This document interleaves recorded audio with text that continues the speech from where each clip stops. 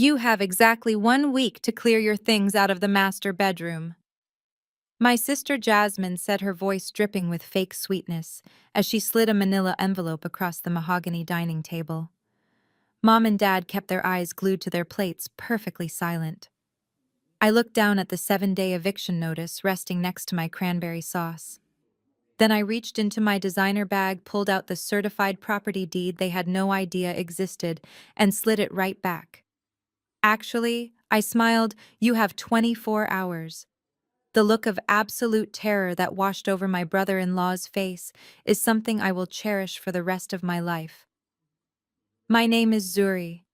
I am 35 years old and I spent my entire adult life acting as the financial cleanup crew for my family.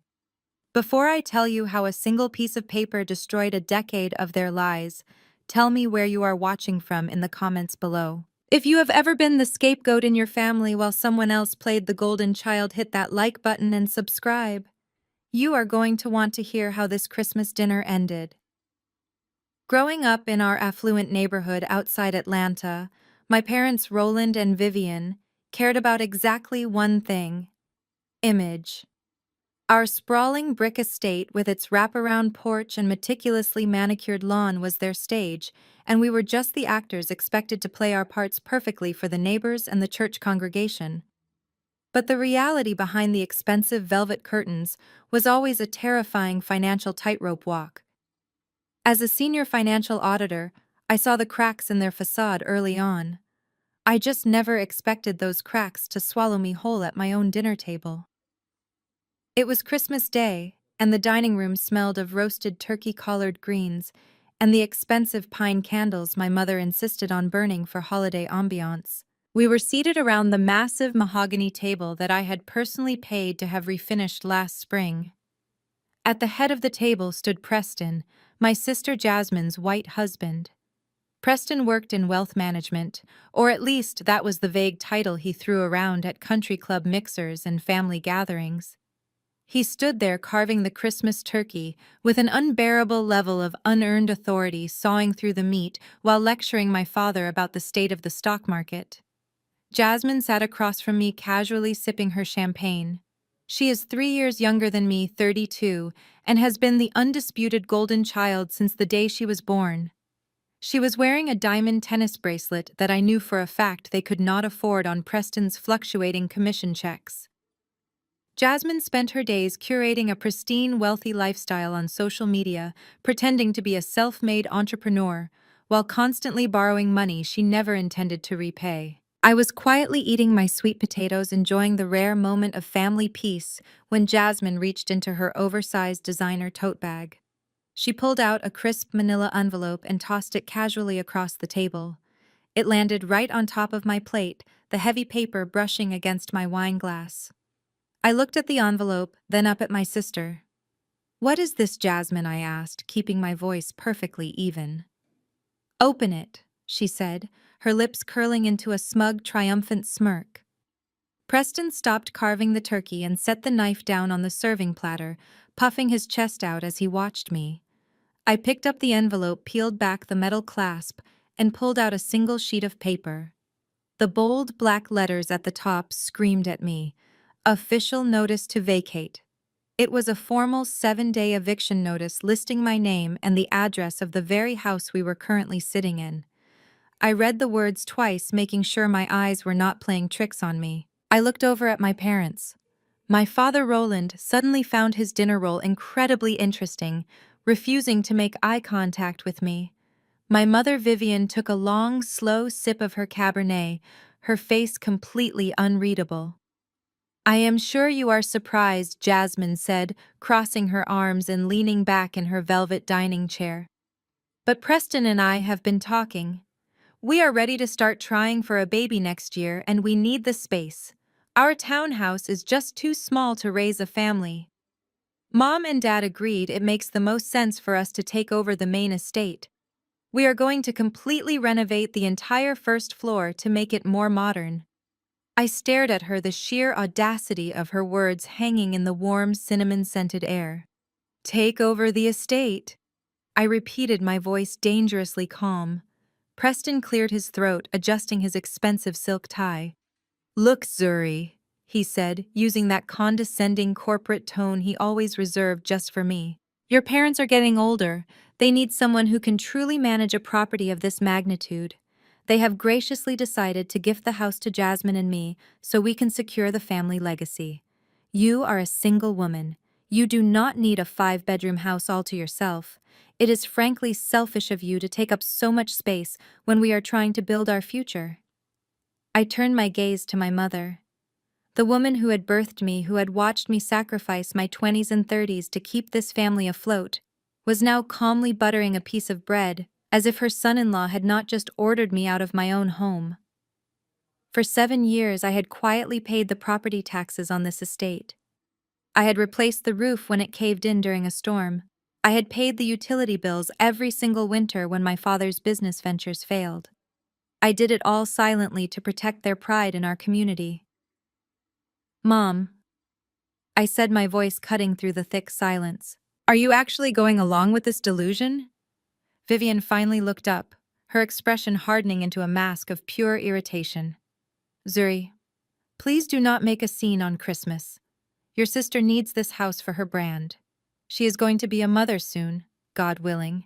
You have a great job, you make excellent money. You can easily just go get a nice little luxury apartment downtown. It is time for you to move out and let your sister step into her blessings." The betrayal hit me like a physical blow to the chest. My mother was sitting there draped in a cashmere shawl I had bought her for her birthday, calmly telling me to pack my bags so her favorite daughter could have her dream house for free. They were throwing me away. After everything I had done, I was just a placeholder to them. A temporary caretaker who was expected to quietly bow out the moment the golden child demanded the keys. For a split second, the room spun. The old Zuri, the obedient daughter who desperately craved her parents' approval, would have cried. She would have begged. She would have tried to reason with them, listing off all her sacrifices, hoping they would finally see her worth. But the 35-year-old woman sitting at that table had spent the last decade reading balance sheets, untangling financial messes, and protecting her own peace. I knew exactly who these people were. And more importantly, I knew a secret they had desperately tried to bury.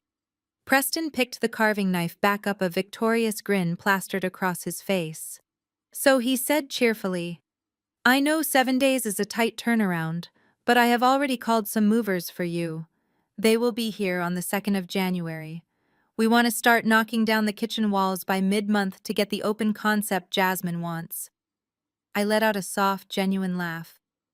The sound echoed in the quiet dining room, causing my father to finally look up in sheer confusion.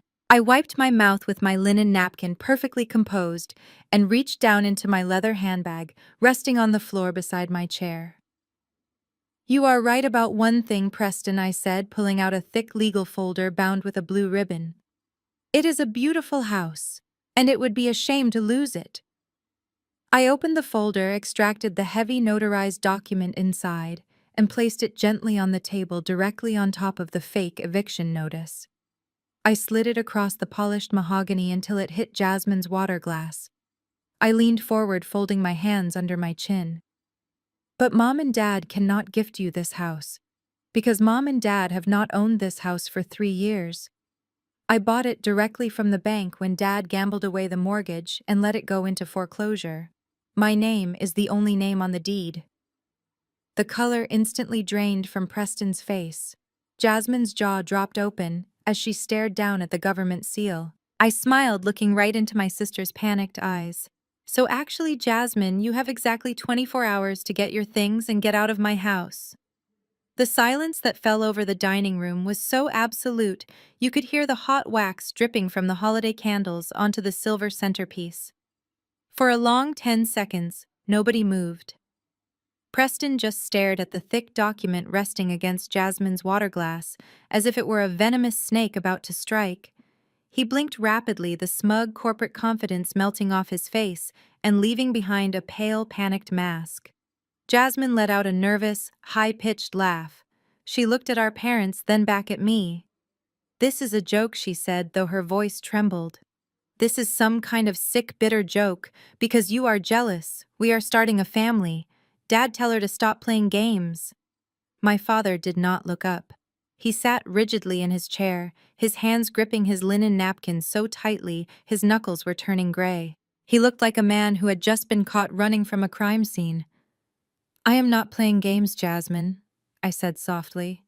I do not play with my money, and I certainly do not play with my property. Go ahead, Preston. You work in wealth management. Pick it up and read it. Tell your wife if that county clerk stamp looks fake to you. Preston reached out with a slightly shaking hand. He pulled the heavy packet of papers toward him, flipping open the cover page. His eyes darted frantically across the legal jargon, the official seals, and the bold signatures at the bottom. I watched his throat bob as he swallowed hard. He flipped to the second page, then the third, desperately searching for a loophole, a mistake, anything he could use to invalidate the nightmare unfolding in front of him. But there were no mistakes. I am a senior financial auditor. When I execute a contract, it is bulletproof. This is impossible. Preston muttered, his voice barely a whisper. He looked up at my father, his eyes wide with confusion and rising anger. Roland, what is this? You told me the house was fully paid off. You told me you were signing it over to us tomorrow morning. My father finally raised his head. He looked older than his 60 years in that moment, the facade of the wealthy, successful patriarch crumbling into dust. He opened his mouth to speak, but no sound came out. Let me help you out, Dad, I said, leaning back in my chair and crossing my arms. Since you seem to have lost your voice, I will explain it to them. 3 years ago in November, while Jasmine was busy posting pictures from her luxury vacation in Tulum, this house was exactly 3 weeks away from a public foreclosure auction. Jasmine gasped, her hand flying to her chest. That is a lie, she shrieked. Mom and Dad have plenty of money. They had an image of plenty of money. I corrected her, keeping my tone perfectly measured. But image does not pay the mortgage. Dad took out a massive second line of credit on the estate to fund a series of terrible investments and high-stakes poker games he thought he could win to cover his losses. He gambled away the equity. He hid the notices from the bank until the sheriff literally showed up at the front gate to deliver the final warning. I looked at my mother. Vivian was staring at me with a mixture of terror and pure fury. She hated the truth. She had spent her entire adult life avoiding the truth, wrapping herself in expensive clothes and country club memberships to hide the rotting foundation of her marriage. They came to me crying. I continued my gaze, sweeping across the table. They begged me not to let the community know they were bankrupt.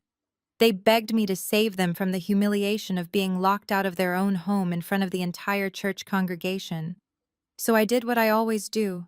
I cleaned up the mess. I liquidated my stock portfolio, drained my savings, and sat in the bank manager's office.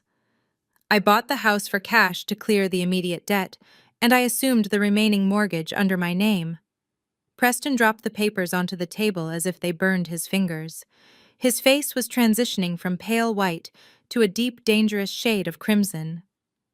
I let you all stay here, I said, my voice dropping an octave because I actually care about this family. I paid the taxes, I paid the insurance, I paid the maintenance, all while keeping the secret, so Dad could keep his pride. I asked for nothing in return except peace. I was perfectly content to let you live here indefinitely. I paused, letting the weight of my next words settle over them, until today. Until you decided that my silent generosity was a weakness. You thought you could conspire behind my back, forge some imaginary transfer of property, and hand me an eviction notice in the very dining room I own. You thought you could throw me out onto the street just so Jasmine could have an open-concept kitchen for her Instagram videos. Zuri. How could you? My mother suddenly hissed. Her voice was vicious, completely devoid of the sweet maternal tone she used in public. How could you bring this up right now? On Christmas, you are completely humiliating your father. The sheer audacity of her statement almost made me laugh again. I am humiliating him, I asked. Mom, You sat there drinking your wine while your son-in-law told me I had 1 week to pack my bags. You told me to go find a small apartment. You tried to throw your own daughter out of her own house to protect a lie. It is the family home, Jasmine screamed, her voice cracking as genuine panic finally set in. You cannot just take it from us. You owe us. You are my sister. I do not owe you a single thing, Jasmine. You have spent your entire life being handed everything on a silver platter. And the one time you actually have to face reality, you throw a tantrum. You wanted to play real estate mogul. You wanted to be the lady of the manor. Well, now you get to find out what real estate actually costs. Preston stood up so fast his chair tipped backward and crashed onto the hardwood floor. He slammed both of his hands onto the table, making the silverware rattle against the china plates. "This is fraud," Preston shouted, a vein throbbing in his forehead. He pointed a trembling finger right at my face. "You coerced an elderly man into signing over his primary asset. You manipulated him when he was under financial distress. I will take you to court, Zuri. I will have this deed thrown out by a judge so fast your head will spin. You are not kicking us out of this house." I looked up at him, completely unbothered by his sudden display of aggression.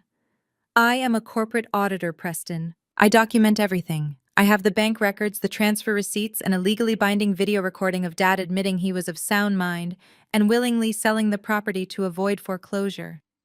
It is ironclad. You will not even make it past a filing clerk, let alone a judge." I picked up my wine glass, took a slow, deliberate sip of my Cabernet, and set it back down. "So let me make myself incredibly clear," I said, making eye contact with each of them one by one. "The 7-day notice you gave me was cute, but my notice is legally binding. You have exactly 24 hours to pack whatever fits in your cars and vacate my property.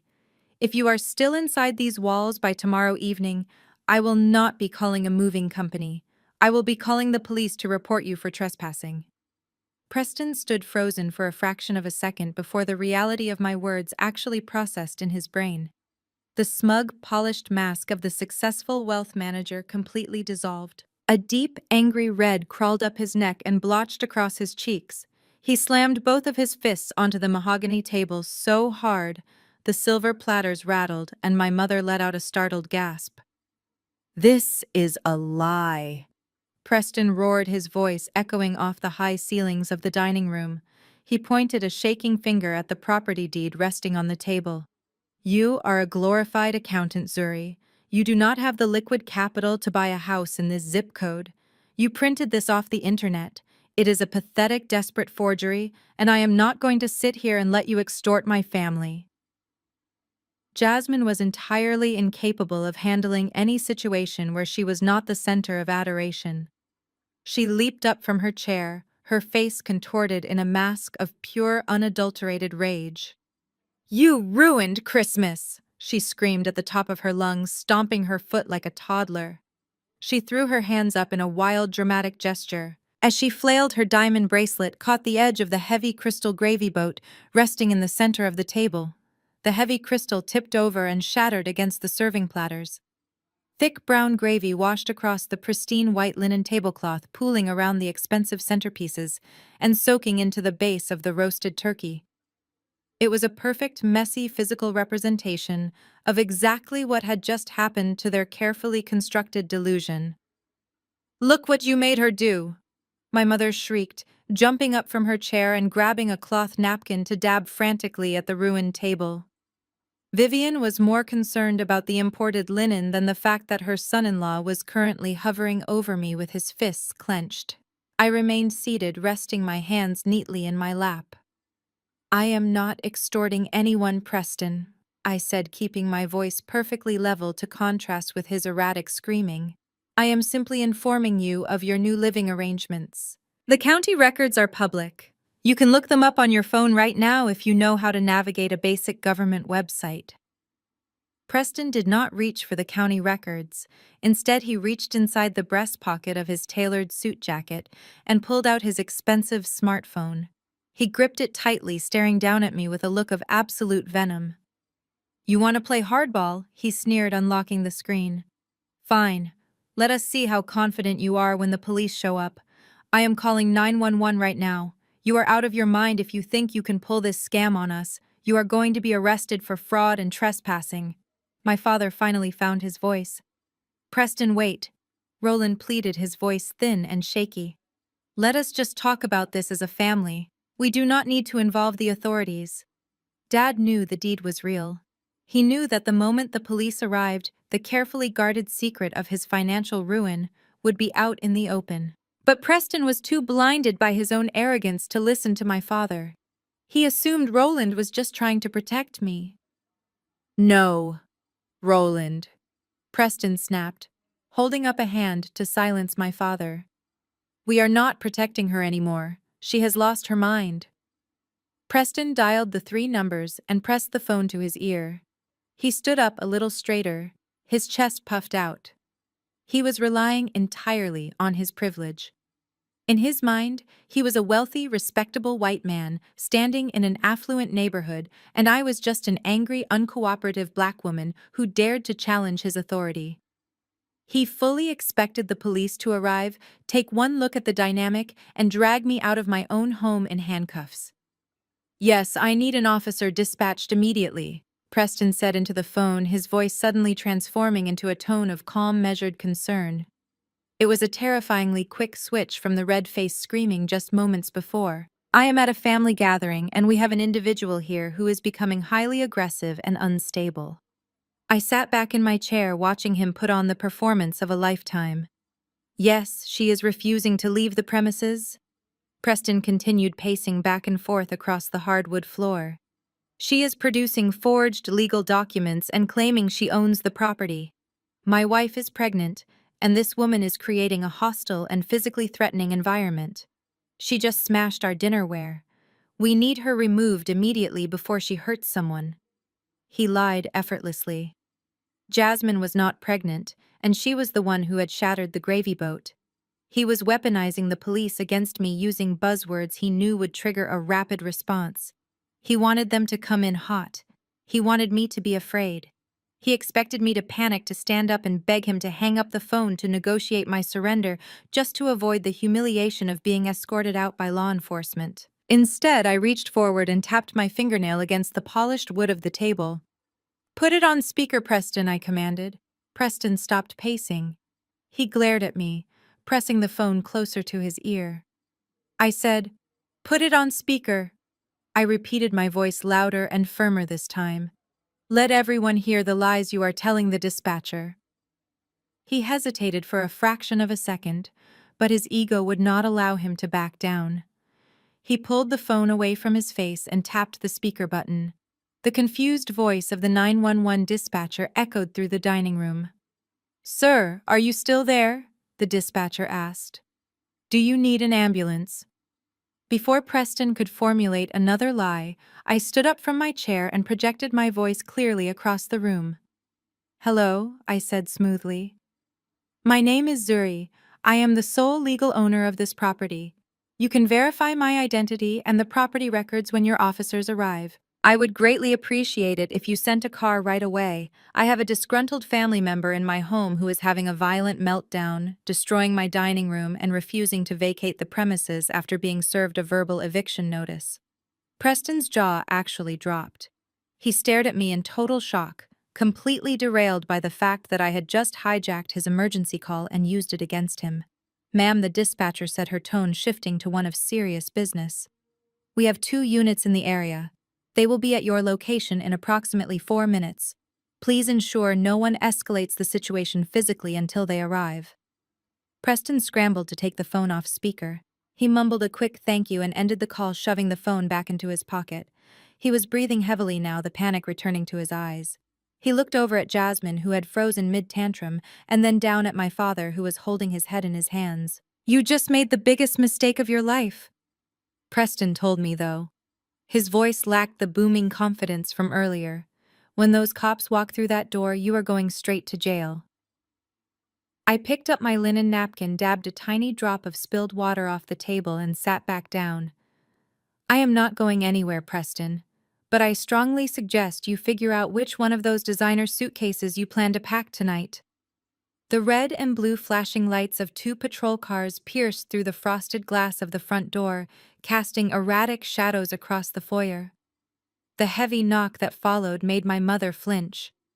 Vivian clutched her cashmere shawl tightly around her shoulders, her face pale with the realization that her precious neighborhood reputation was currently parked in our driveway for all the country club members to see. Preston immediately sprang into action. He ran a hand through his hair, adjusted the cuffs of his tailored shirt, and marched toward the door. He was desperately trying to compose himself, slipping effortlessly into the role of the concerned, victimized patriarch. I picked up my blue ribbon legal folder from the dining table and followed him at a leisurely pace, watching his performance unfold. Preston pulled the front door open. Two police officers stood on the porch. One was an older white officer with a graying mustache, and the other was a younger black officer holding a notepad. "Officers, thank God you arrived so quickly," Preston said, his voice dripping with manufactured relief. "Please come inside. I am the one who called. We have a highly unstable family member refusing to leave our property. She has become hostile and is trying to extort us with forged documents. She even started destroying the dining room. My wife is terrified." The officers stepped into the foyer, their hands resting cautiously near their utility belts. They glanced past Preston and looked into the dining room where the shattered crystal gravy boat and ruined tablecloth were on full display. Jasmine took her cue. She wrapped her arms around her stomach, standing near my mother and producing soft theatrical sobs. The older officer turned to Preston. "Are you the homeowner, sir?" Preston stood tall. "Yes," he lied smoothly. "My wife and I are taking over the family estate. Her parents gifted it to us." Before Preston could spin another web of fiction, I stepped into the light of the chandelier. "Good evening, officers," I said. My voice was calm, steady, and devoid of any emotion. "I am Zuri. I am the woman who spoke with the dispatcher." The younger officer looked at me, then back at Preston, clearly sensing the massive disconnect in the room. "Ma'am, the man here says you are trespassing and creating a disturbance," he stated. "I am not trespassing," I replied, walking right past Preston and handing my driver's license directly to the older officer. "I am the sole legal owner of this property. The man who just lied to you is my brother-in-law. He does not pay rent, he does not have a lease, and he has absolutely no ownership stake in this house." Preston scoffed loudly, shaking his head. "Officers, please do not listen to her. She printed some fake deed off the internet to try and scare us. She is a disgruntled spinster who is jealous that my wife and I are starting a family. You need to escort her off the premises immediately."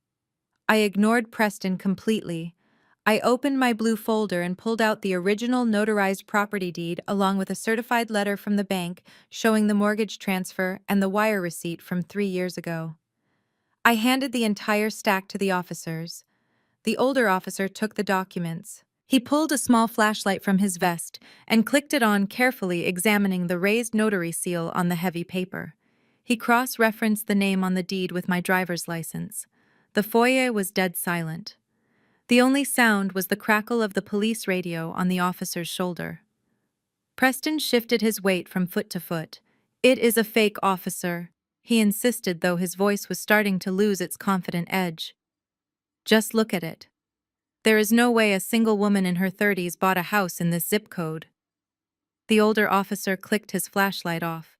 He looked at Preston with an expression of deep unamusement.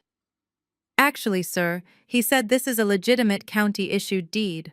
The seal is authentic. Miss Zuri is the registered owner of this estate." Preston's mouth opened, but no words came out. He looked like a fish suffocating on dry land. The younger officer stepped forward, his eyes scanning the terrified faces of my family. He looked at my father, who was standing quietly near the staircase. "Sir," he asked Roland, "are you the previous owner of this property?" My father looked at the floor. He could not bring himself to look at Preston, and he certainly could not look at me. "Yes," Roland whispered. "Speak up, please," the officer instructed. "Did you sell this property to your daughter 3 years ago?" "Yes," my father said, his voice cracking with shame. "I sold it to her. It is her house." Jasmine let out a genuine wail of despair, burying her face in her hands. Vivian closed her eyes, utterly defeated. The illusion was dead, and the police were the ones writing the obituary. Preston was backed into a corner, but his ego refused to let him surrender. He pointed a trembling finger at me. "But she lives here with us," he stammered. "She cannot just throw us out onto the street. We have rights. We established residency. I am going to sue her for an illegal eviction." The younger officer flipped his notepad shut and leveled a cold stare at Preston. "Sir, you need to lower your voice and step back. In this state, unless you have a signed lease agreement or proof that you pay rent, you are legally considered a guest in this woman's home. You are not a tenant. You are an invited guest, and the homeowner has just informed us that your invitation has been revoked." Preston looked at the officers in sheer disbelief. "Are you serious?" he demanded. "You are taking her side. You are going to let her throw a pregnant woman out in the cold on Christmas." "I do not care what day it is, and I do not care about your family drama," the older officer said firmly. "I care about the law, and the law says this is her house. Now, Miss Zuri told the dispatcher she gave you a 24-hour verbal notice to vacate the premises. Is that correct, ma'am?" "Yes, officer," I replied, maintaining eye contact with Preston. "They have until tomorrow evening to remove themselves and their belongings." The officer nodded and turned his attention entirely to my brother-in-law. "You heard the homeowner, sir. You have until tomorrow evening to pack your things and leave peacefully. If we get called back to this address tomorrow night, and you are still inside these walls, it will not be a civil dispute anymore. We will arrest you for criminal trespassing. Do you understand me?" Preston stared at the two officers, the reality of his total lack of power finally crushing him. He was not the wealthy patriarch. He was not the authority figure. He was a broke man, sleeping in his sister-in-law's house, and he had just been ordered to leave by the police he had weaponized against me. He gave a weak, humiliating nod. "We will file an incident report regarding this visit," the older officer told me, handing back my license and my folder. "If they cause any more property damage or refuse to leave tomorrow, do not hesitate to call us back. We will have units patrolling the area." "Thank you, officers," I said politely. "I appreciate your professionalism. Have a safe holiday." I walked to the front door and held it open for them. The police walked out, their heavy boots thudding against the porch steps. I closed the heavy wooden door, turned the deadbolt, and faced my family. Preston was staring at the floor, his face bright red and his fists clenched at his sides. Jasmine was crying hysterically into my mother's shoulder. My father looked like a ghost. I did not say a single word to any of them. I simply clutched my blue folder to my chest, walked past the shattered gravy boat in the dining room, and headed up the stairs to the master bedroom. I locked my door, changed into my silk pajamas, and went to sleep in the house that I owned. I woke up at exactly 7 in the morning, feeling more rested than I had in a decade. The heavy, suffocating weight of my family's financial secrets was gone, replaced by the crisp, undeniable reality of my own power. I took my time getting out of bed, enjoying a long, hot shower, before slipping into a comfortable cashmere sweater and heading downstairs to the kitchen. The house was eerily quiet. I fully expected to hear the sharp sound of packing tape tearing off the roll, the heavy thud of suitcases being dragged across the hardwood floors, or the frantic rustle of moving boxes. Instead, as I pushed open the swinging door to the kitchen at 8 o'clock, I found my parents waiting for me. Roland and Vivian were sitting side by side at the massive marble kitchen island. There were no cardboard boxes anywhere in sight, no overnight bags packed by the door. They were fully dressed in their Sunday best, sitting there rigidly, like a tribunal preparing to pass judgment on a criminal. My mother had a crumpled tissue tightly gripped in her hand, and for the first time in my entire life, I saw genuine, unscripted tears streaming down her face. But they were not tears of remorse. They were tears of absolute terror at the prospect of losing her precious social standing. Zuri, my mother, began, her voice quivering with a fragile, broken frequency. "Please sit down. We need to talk to you before Preston and Jasmine wake up." I walked right past them, opened the glass cabinet to grab my favorite ceramic mug, and poured myself a cup of dark roast coffee from the machine. "There is nothing to talk about, Mom," I said smoothly. "You should be using this time to pack your belongings." Vivian let out a loud, tragic sob, burying her face in her hands. "How can you be so cold?" she cried, her voice echoing off the subway tile backsplash. She gripped the edge of the marble counter as if she were about to collapse. "You are tearing this family apart over pieces of paper. Is that all we are to you? Just numbers on a ledger? We raised you. We gave you everything, and you are willing to throw your own sister out onto the street just to prove a point. You are destroying us over a house." I stirred a splash of oat milk into my coffee, the metal spoon clinking softly against the ceramic. "You gave me everything," I repeated, turning to face her. "Mom, I bought this house to save you from being completely homeless. I am not the one tearing the family apart. You are the ones who sat around a dinner table and handed me a fraudulent eviction notice with a smile on your faces." My father cleared his throat, trying to summon the booming, authoritative patriarch voice he had used to control me during my childhood.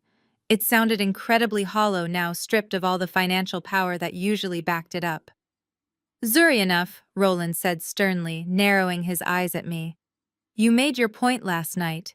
You embarrassed Preston in front of his wife. You embarrassed your mother and me. You proved that you hold the cards. But now it is time to be the bigger person and fix this mess." I stared at him, genuinely fascinated by the depth of his delusion. "Fix this," I echoed, taking a slow sip of my coffee. "Fix what exactly?" Roland leaned forward, resting his elbows heavily on the kitchen island.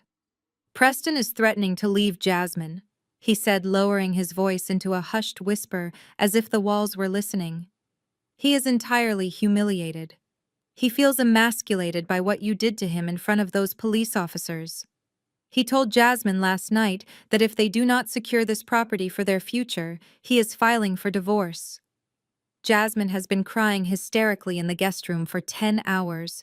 You are going to ruin her marriage. I need you to call your lawyer this morning." My father continued, his tone shifting quickly from a request to a direct command. "I need you to draw up the paperwork to transfer the deed to Preston today. We will figure out a way to pay you back for what you spent on the foreclosure eventually. But right now you need to sign the house over to save your sister's future. It is your duty as her older sister." The sheer audacity of his demand washed over me like ice water. They were not asking for forgiveness for trying to kick me out. They were demanding my total surrender. They wanted me to reward their betrayal. I set my coffee mug down on the counter with a heavy thud. "Let me make sure I fully understand you," I said, my voice dropping to a low, dangerous register. "You want me to sign over a multi-million-dollar estate to a man who just tried to illegally evict me because his fragile ego cannot handle the fact that a black woman owns the house he sleeps in." "It is about family loyalty," Vivian interjected aggressively, wiping her eyes with the crumpled tissue. "You have always been so selfish with your money. You never want to help your sister." That was the match that lit the powder keg. I took a step closer to the island, my eyes locked directly onto my mother's face. "Selfish," I spat the word out like poison. "Let us talk about family loyalty, Mom. For the last 10 years, I have personally paid the property taxes on this estate. I paid $30,000 in cash for the new roof when it started leaking into your pristine sunroom. I pay the electric bill, the water bill, and the expensive landscaping fees every single month so you can maintain your perfect country club image for your gossiping friends." I turned my piercing gaze to my father, who was suddenly refusing to meet my eyes again. "While I was working 80-hour weeks at the accounting firm to keep the lights on in this house, you two were fully funding Jasmine's luxurious lifestyle. You paid for her lavish destination wedding in Maui. You bought her that Mercedes SUV she drives around town. You handed her thousands of dollars for luxury vacations to Tulum and Dubai, so she could pretend to be a wealthy influencer online, all while Preston's so-called wealth management career produced absolutely nothing. You sacrificed my financial security to buy her happiness," I said, the bitter truth ringing clearly in the quiet kitchen.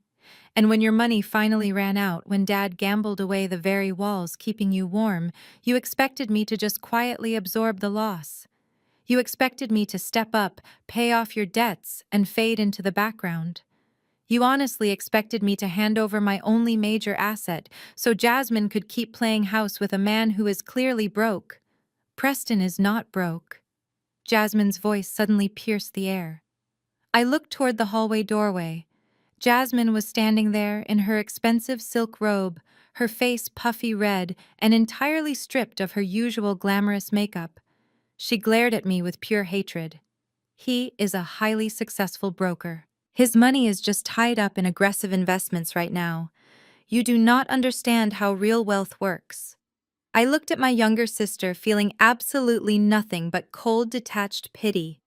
If your husband is so incredibly successful, Jasmine, he can easily buy you your own house by tonight. But he is not getting mine. I picked my coffee mug back up and walked toward the doorway, forcing Jasmine to step aside so I could pass. It is 8:15 in the morning, I called out over my shoulder without looking back at any of them. You have less than 12 hours before the police return to enforce the eviction. I highly suggest you stop begging for my property and start finding some boxes, because I am not signing anything, and I am absolutely not backing down. I walked out of the kitchen, leaving my parents and my sister standing in the wreckage of their shattered entitlement. I headed straight down the long carpeted hallway and stepped into my home office, shutting the heavy oak door firmly behind me. The lock clicked into place with a satisfying metallic snap. For the first time all morning, I exhaled deeply. I sat down in my ergonomic leather desk chair, booted up my work laptop, and prepared to spend the day reviewing client portfolios. I assumed my family would finally use the remaining hours to pack their bags. I underestimated my sister's desperate need for attention. Less than 45 minutes later, my personal cell phone resting on the edge of my desk vibrated violently. Then it vibrated again. And again. The aggressive, continuous buzzing rattled against the wood of the desk like a tiny jackhammer. I picked up the device and saw a steady stream of notifications rapidly filling up my lock screen. It was not just a few stray text messages. It was an absolute avalanche. I swiped down to open my alerts and saw a banner at the very top of the screen. Jasmine is broadcasting live on Instagram. I tapped the notification immediately, hitting the volume down button on my phone so I could listen quietly. The application loaded and the screen filled with my sister's face. She was broadcasting from the guest bedroom down the hall from my office. She had clearly spent the last 40 minutes meticulously styling herself to look entirely unstyled and victimized. Her hair, which had been perfectly flat ironed the night before, was now pulled into a messy, uneven bun. Her face was scrubbed completely bare of her usual heavy makeup, highlighting the redness around her eyes. She was drowning in an oversized, faded college sweatshirt. She looked incredibly small, fragile, and utterly heartbroken. It was an Oscar-worthy performance. "Hey guys?" Jasmine sniffled into the camera, her voice trembling perfectly. She paused to wipe a carefully timed tear from her cheek. "I am so sorry to come on here like this. I know it is the day after Christmas and everyone is celebrating with their families, but I need prayers right now. My family is going through an unimaginable, horrific nightmare." I leaned back in my chair, watching the viewer count in the top corner of the screen skyrocket. 300 people. 800 people. Over 2,000 people were suddenly tuning in to watch her breakdown. My older sister, Zuri Jasmine, continued, her voice cracking as she looked directly into the camera lens.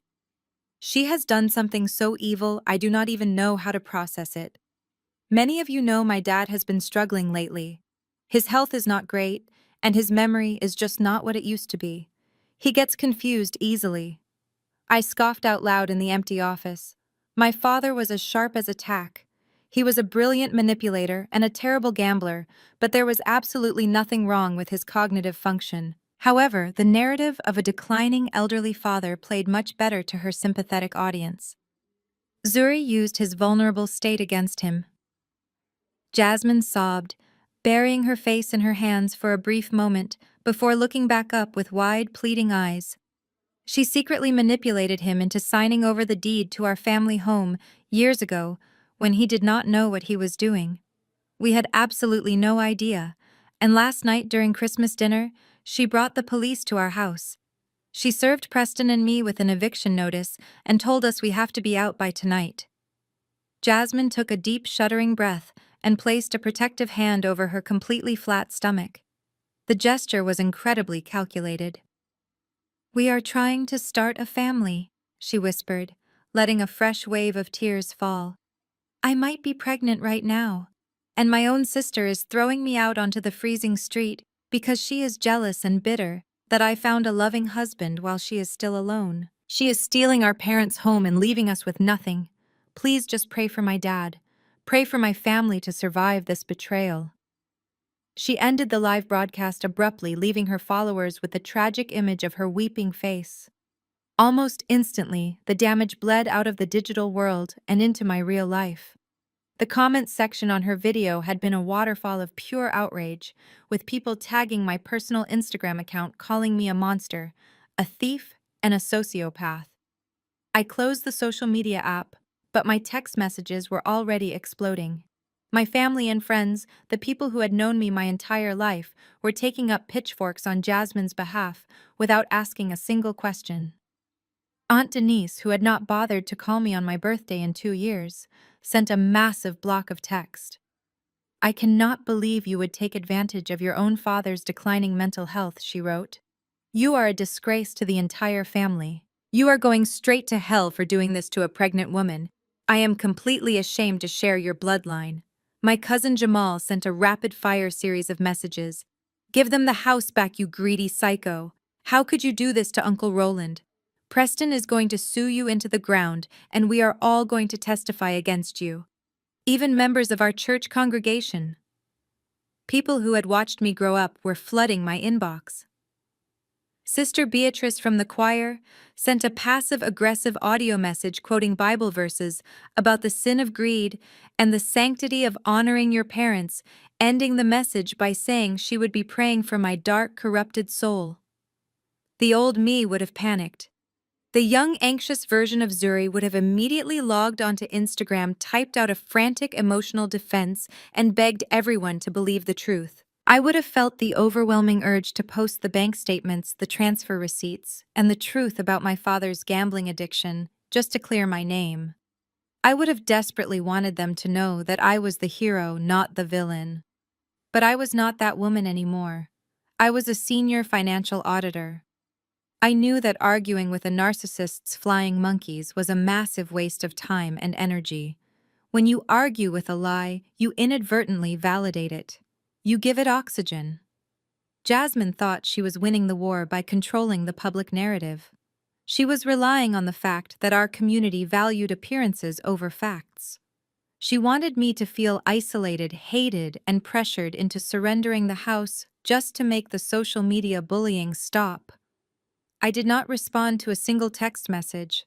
I did not block anyone. Instead, I opened the screen recording application on my phone. I had already recorded Jasmine's entire broadcast from start to finish. I methodically went through my inbox and took clear date-stamped screenshots of every defamatory comment and every hateful text message from my relatives. I saved all the files into a secure cloud folder labeled defamation evidence. Jasmine did not realize that in the real world, social media tears do not hold up in a court of law, but documented slander absolutely does. I put my phone on silent, tossed it into my desk drawer, and turned my attention to my laptop. It was time to stop playing defense. I opened my internet browser and searched for the top-rated private security firms in the Atlanta area. I found a highly reputable company that specialized in asset protection and high-risk evictions. I dialed the number, feeling completely numb to my family's theatrics. "Yes, good morning," I said when the dispatcher answered. "My name is Zuri. I am the legal owner of a private estate, and I have hostile guests who have been given a 24-hour verbal notice to vacate. I need to hire 2 armed security guards and a licensed locksmith to arrive at my address at exactly 7 o'clock tonight." After confirming the appointment with the dispatcher, I ended the call and set my phone back down on the desk. 7 tonight. The countdown was officially ticking. I had exactly 8 hours to prepare the house for a hostile transition. I knew from experience that desperate people do not pack up and leave quietly, and my family was the definition of desperate. I walked out of my home office and headed toward the main foyer. If 2 armed guards were going to be stationed at my front door all night, they would need space for their heavy equipment, and the locksmith would need completely unobstructed access to the master security panel hidden inside the coat closet. I grabbed the brass handle of the double doors in the hallway and pulled them open. The closet was an absolute disaster.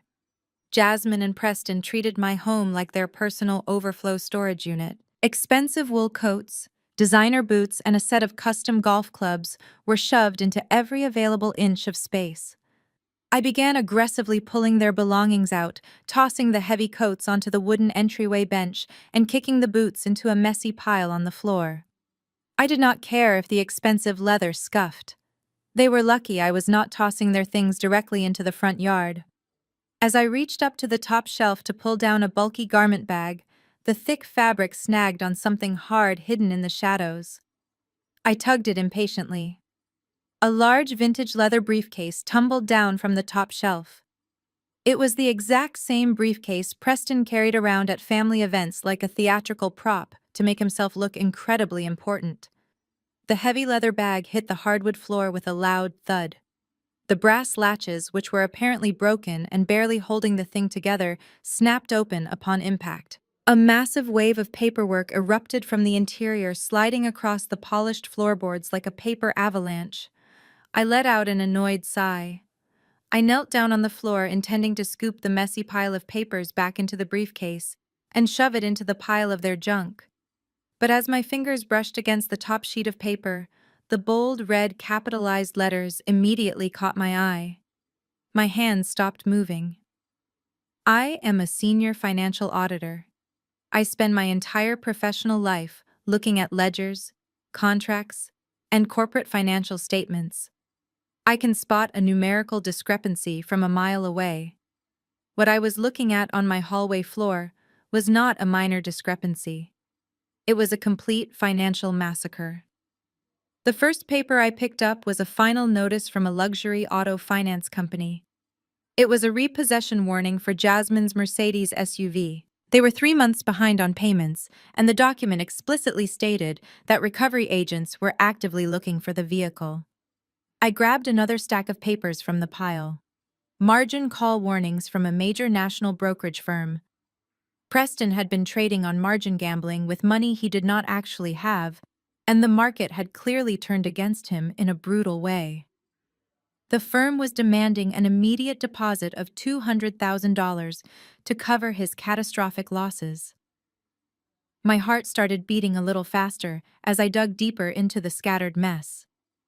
I found a thick, stapled packet from a premium property management company located in downtown Atlanta. It was an eviction notice. A real one signed by a civil court judge. Preston and Jasmine had not paid rent on their luxury townhouse in over 6 months. They were legally locked out of their apartment 3 weeks ago. The narrative suddenly clicked into place with sickening clarity. They were not moving into my house to knock down kitchen walls and renovate for a baby. They were not trying to secure the family legacy. They were trying to take over my home because they literally had nowhere else to go. They were completely homeless and entirely broke. I kept digging through the pile, totally ignoring the fact that anyone could walk down the hallway and catch me snooping. Near the bottom of the mess, shoved haphazardly into a faded manila folder, I found something much worse than bad debt. I found a legal summons. Preston was being sued by 3 of his former wealth management clients. The lawsuit alleged severe breach of fiduciary duty, unauthorized trading, and direct misappropriation of funds, embezzlement. Preston was not a successful wealth manager. He was a con artist who was desperately trying to stay one step ahead of total ruin. He had stolen money directly from his clients to fund Jasmine's designer wardrobe, her lavish trips to Dubai, and the fake glamorous life they flaunted on the internet. And now the bill was due. I sat back on my heels, staring at the scattered papers, breathing heavily as the puzzle pieces snapped together. That was why they needed the deed to my house so desperately. Preston did not just want a free place to live. He needed to legally own a multi-million-dollar asset so he could use it as collateral.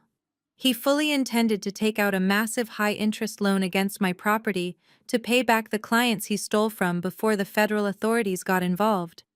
He was going to leverage my home, drain every cent of the equity, and leave me holding the bag when his entire house of cards collapsed. A cold, sharp anger replaced the initial shock. My parents had sat at my kitchen island just an hour ago demanding I sign my house over to this man. They were willing to let me take the fall for a criminal. They were willing to let me lose everything I had worked for, just to protect Jasmine from the embarrassment of a failed marriage and a broke husband. I carefully gathered every single document from the floor, organizing them into a neat, undeniable stack of evidence. I did not put them back into the leather briefcase. I left the empty bag lying on the hardwood floor. I stood up, clutching the papers tightly to my chest, and walked quickly back to my home office. I locked the heavy oak door behind me and sat down at my desk. Jasmine wanted to play the victim on the internet. Preston wanted to weaponize the police against me. But they had just handed a senior auditor the exact paper trail needed to bury them both. I opened my laptop and started running the numbers. The glow of my laptop screen illuminated the dark mahogany of my desk as I began to build a custom spreadsheet. In my 10 years as a senior financial auditor, I have investigated corrupt corporations, mismanaged hedge funds, and greedy executives. I have seen every trick in the book when it comes to hiding money. But reviewing my own brother-in-law's financial records was a completely different experience. There was no sophisticated shell company or complex offshore account. It was just raw, arrogant theft. I started by logging the explicit debts. I typed the numbers from the eviction notice, the auto repossession warnings, and the horrific margin calls from the brokerage firm into the first column of my spreadsheet. The cell at the bottom of the screen automatically calculated the total. $2.4 million. That was just the money he owed to legitimate institutions. Then I opened the legal summons from the 3 former clients and started a second column. I read through the plaintiff's complaints, my stomach turning with every paragraph. These were not institutional investors who could absorb a loss. These were vulnerable people. One of them was an 80-year-old widow whose late husband had trusted Preston's firm to manage her pension. Another was a family who had invested their life savings into a college trust fund for their children. Preston had systematically drained their accounts, transferring the money into a private limited liability company registered under Jasmine's maiden name. I pulled up Jasmine's public Instagram profile on my second monitor.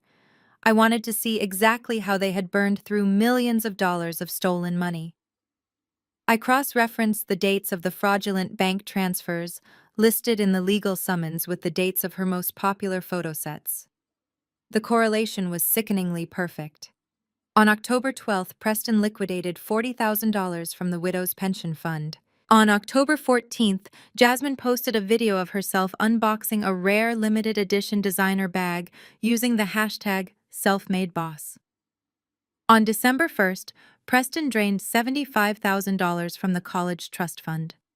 On December 3rd, Jasmine uploaded a massive photo album from their luxury ski trip to Aspen, wearing head-to-toe designer snow gear and bragging about how her husband always spoiled her. Even the diamond tennis bracelet she had worn at Christmas dinner, the one that caught the light right before she knocked over the crystal gravy boat, was bought with stolen money. I found the jeweler's receipt crumpled at the bottom of the briefcase. It was purchased the exact same day Preston received his final warning from the brokerage firm. Instead of paying his debts, he bought his wife shiny objects to keep up the illusion of their wealthy lifestyle. But the most damning piece of evidence was not the stolen money or the designer bags. It was a single unsigned document tucked inside a plain white envelope. I pulled it out and smoothed the wrinkled paper flat on my desk. It was an application for a hard money loan. In the financial world, hard money lenders are the absolute last resort.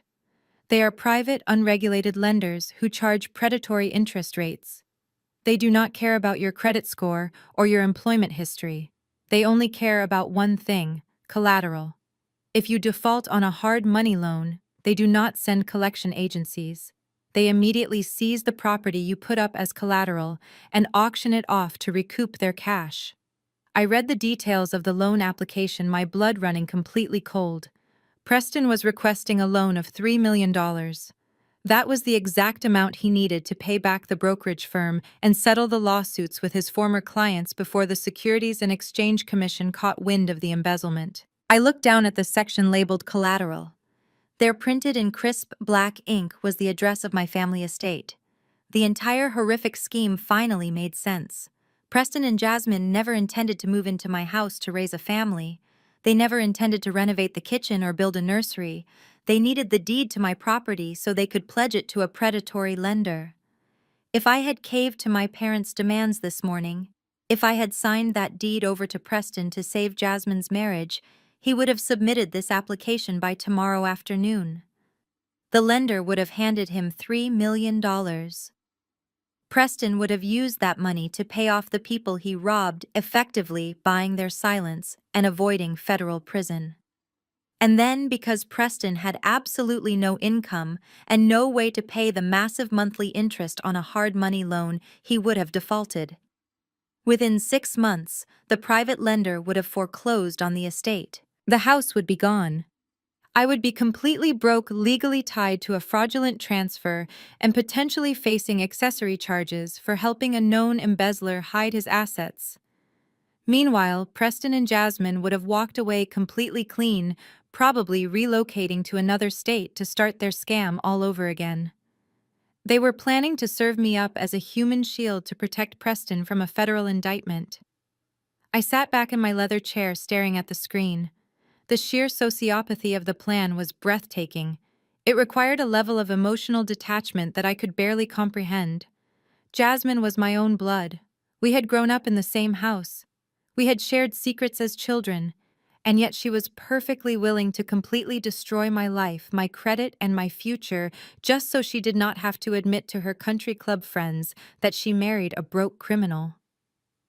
My thoughts immediately shifted to my parents. Vivian and Roland had cornered me in the kitchen, demanding I sign the house over. Did they know the full extent of this? Did they know Preston was facing prison time? My father was a man who obsessed over money, even when he did not have any.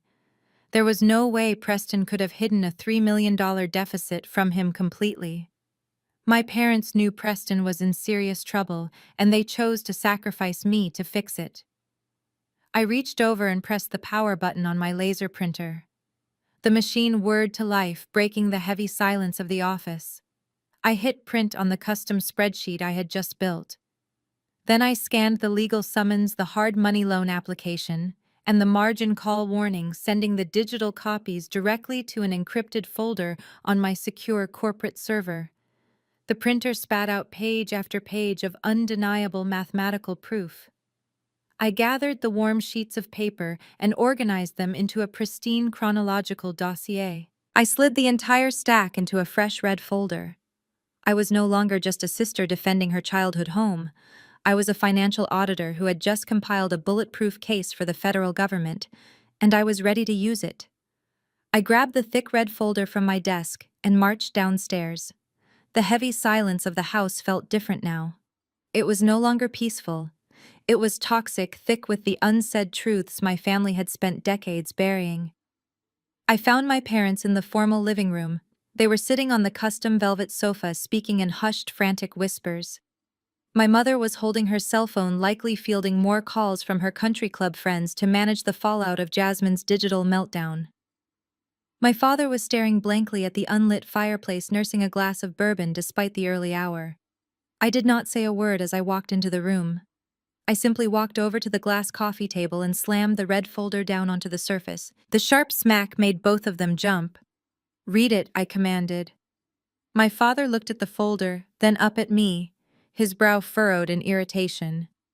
"Zuri, we have already discussed this. I am not in the mood for more of your games. We need a solution, not more drama." "I am not playing a game, Dad. I am showing you exactly what your golden son-in-law has been hiding.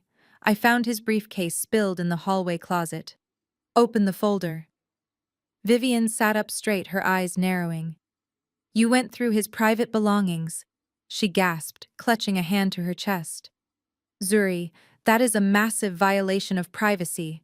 How dare you snoop through his things when he is a guest in this house? I ignored her completely, keeping my eyes locked on my father. Open it, Roland, or I will call the police back right now and hand it directly to them. My father saw the deadly seriousness in my eyes. He set his bourbon glass down on a coaster, leaned forward and flipped open the red cover. He stared at the top page. It was the spreadsheet I had created detailing the $2.4 million in debt. He slowly turned the page, revealing the eviction notice for their townhouse, then the margin calls, and finally, the legal summons from the 3 families Preston had robbed. I watched his face closely, waiting for the shock. I waited for the horror of realizing he had invited a criminal into his home.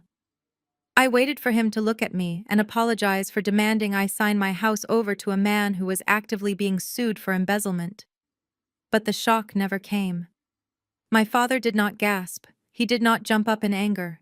He simply closed his eyes, let out a long, heavy sigh, and rubbed his temples. He looked like a man who had just been handed a bill he knew he could not pay. My mother did not even look at the papers. She looked away, staring out the large bay windows toward the manicured front lawn. The air in my lungs turned to ice. My hands, which had been perfectly steady all morning, began to tremble. You knew, I whispered, the horrific realization hitting me like a physical blow. I took a step back, looking back and forth between the 2 people who raised me. You already knew about this. My father opened his eyes and looked at the coffee table. We did not know all the exact details, Zuri. We did not know the numbers were this high. But you knew he was stealing money, I said, my voice rising in volume. You knew he was facing federal charges. You knew he was broke. Vivian finally turned to face me, her expression defensive and cold. Preston made some bad investments, she said sharply. He got in over his head.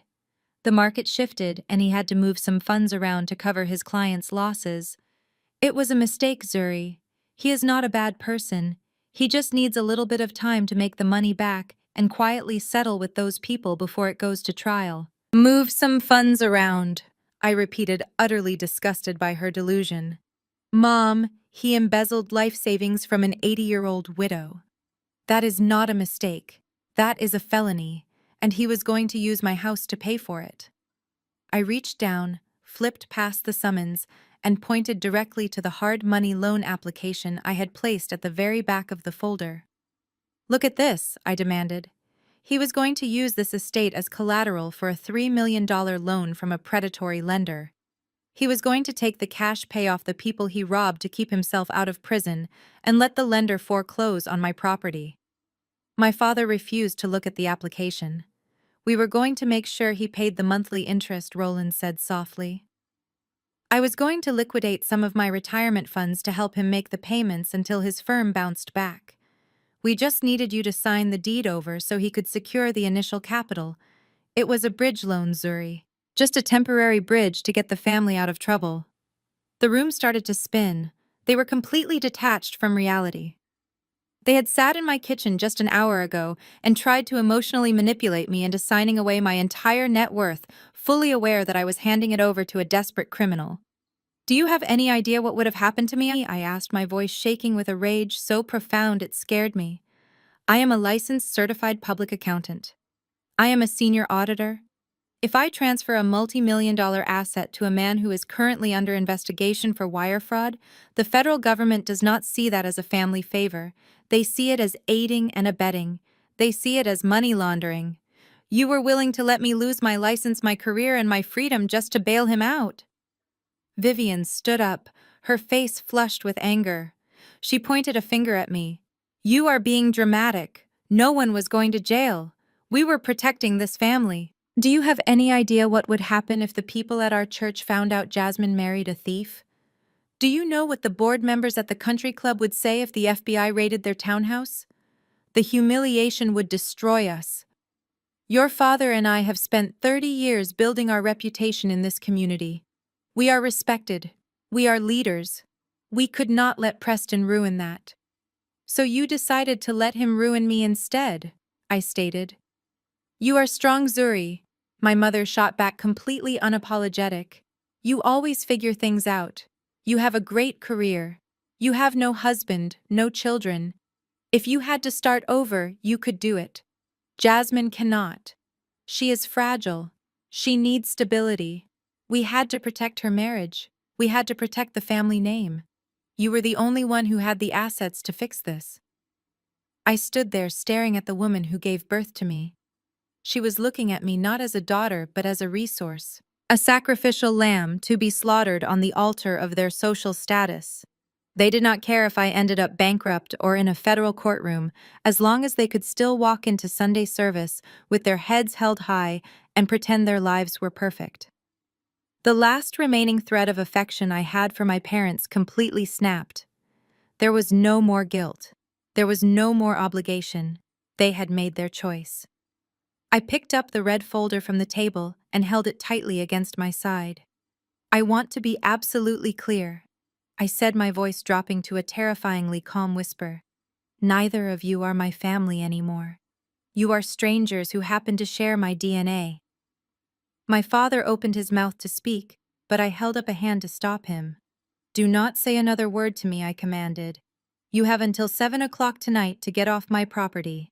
When the security guards arrive, anyone still inside this house will be physically removed. I suggest you go upstairs, tell your golden child to stop crying on the internet, and start packing.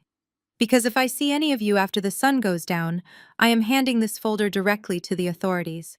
I turned my back on them and walked out of the living room, leaving them sitting in the suffocating silence of their own ruined lies. I was halfway up the stairs when I heard the heavy, aggressive footsteps coming down the second-floor hallway. I stopped on the landing and looked up. Preston was standing at the top of the staircase. He was no longer wearing his polished suit.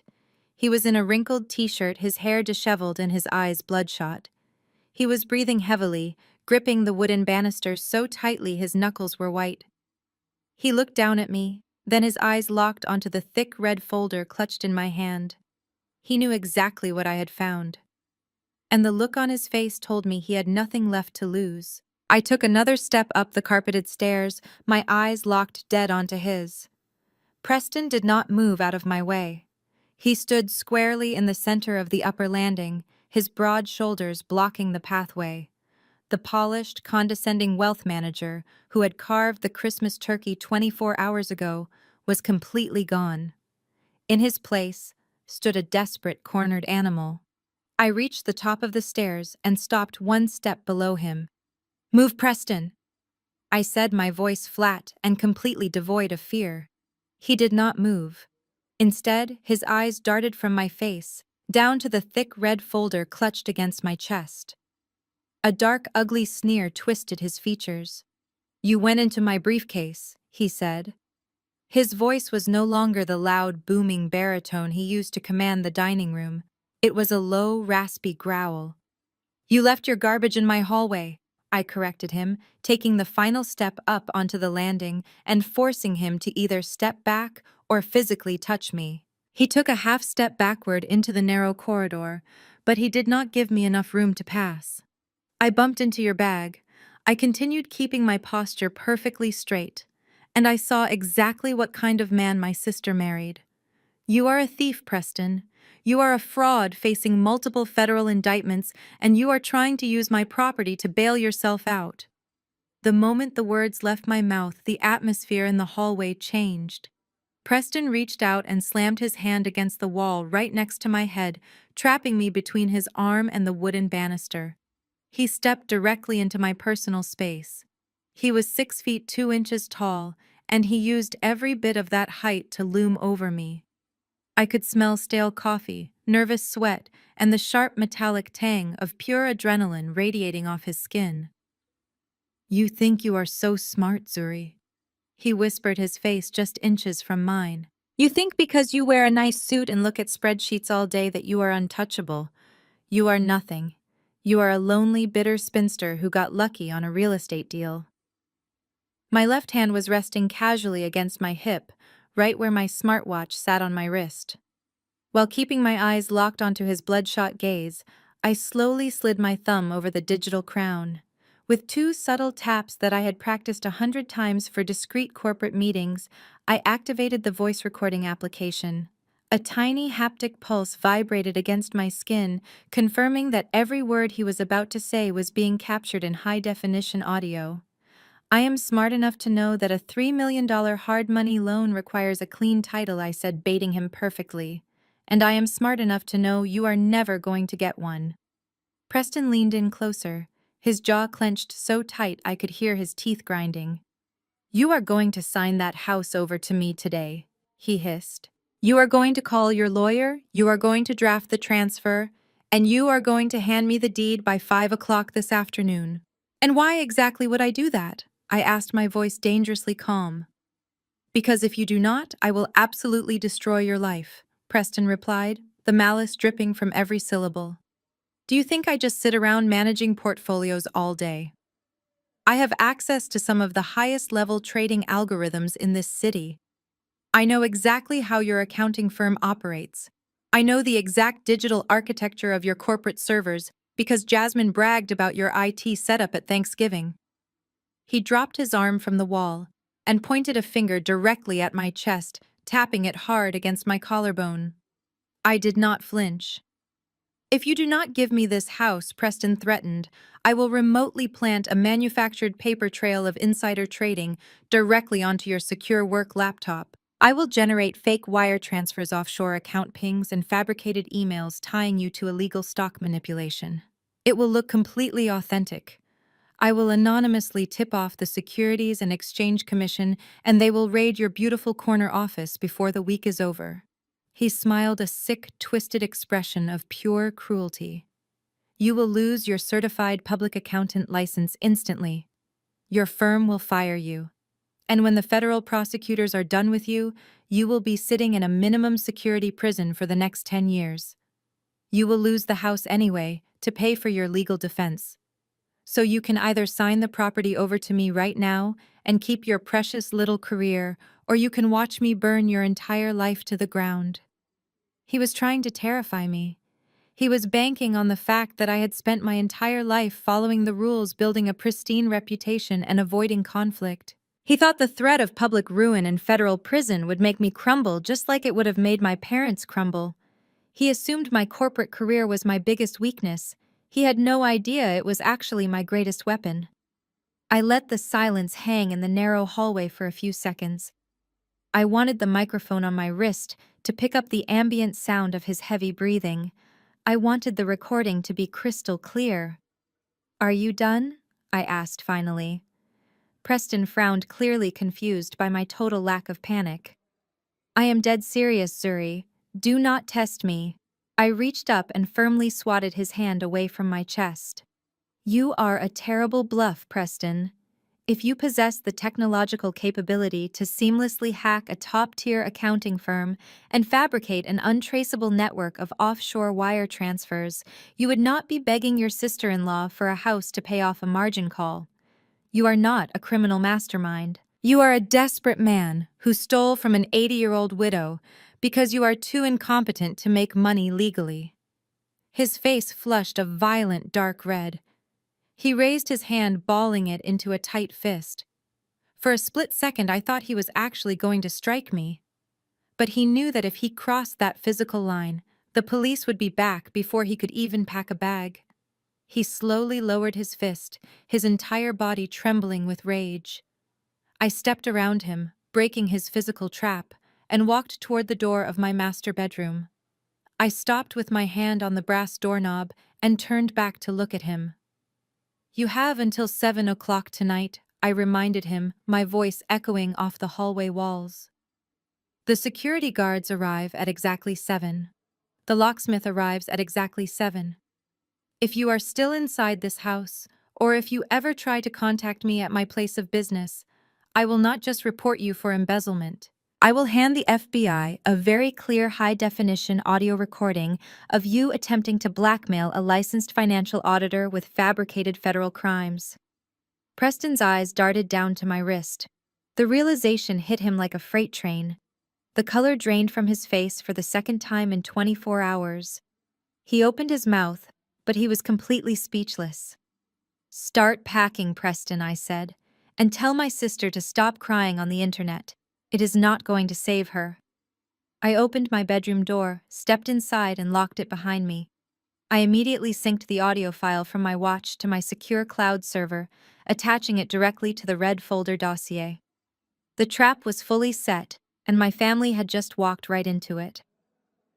I woke up on Sunday morning to the sound of hushed, frantic voices downstairs. It was 8 o'clock. The 24-hour deadline I had set was rapidly approaching, leaving them with exactly 11 hours before the security guards and the locksmith arrived at my front door. I got out of bed feeling a strange sense of absolute calm. I walked into my closet and bypassed my comfortable weekend clothes.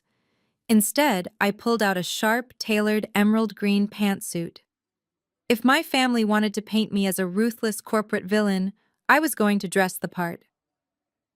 I walked downstairs to find my parents standing by the front door. They were dressed immaculately. My father wore his best charcoal suit, and my mother was draped in a sophisticated navy dress with her hair perfectly styled.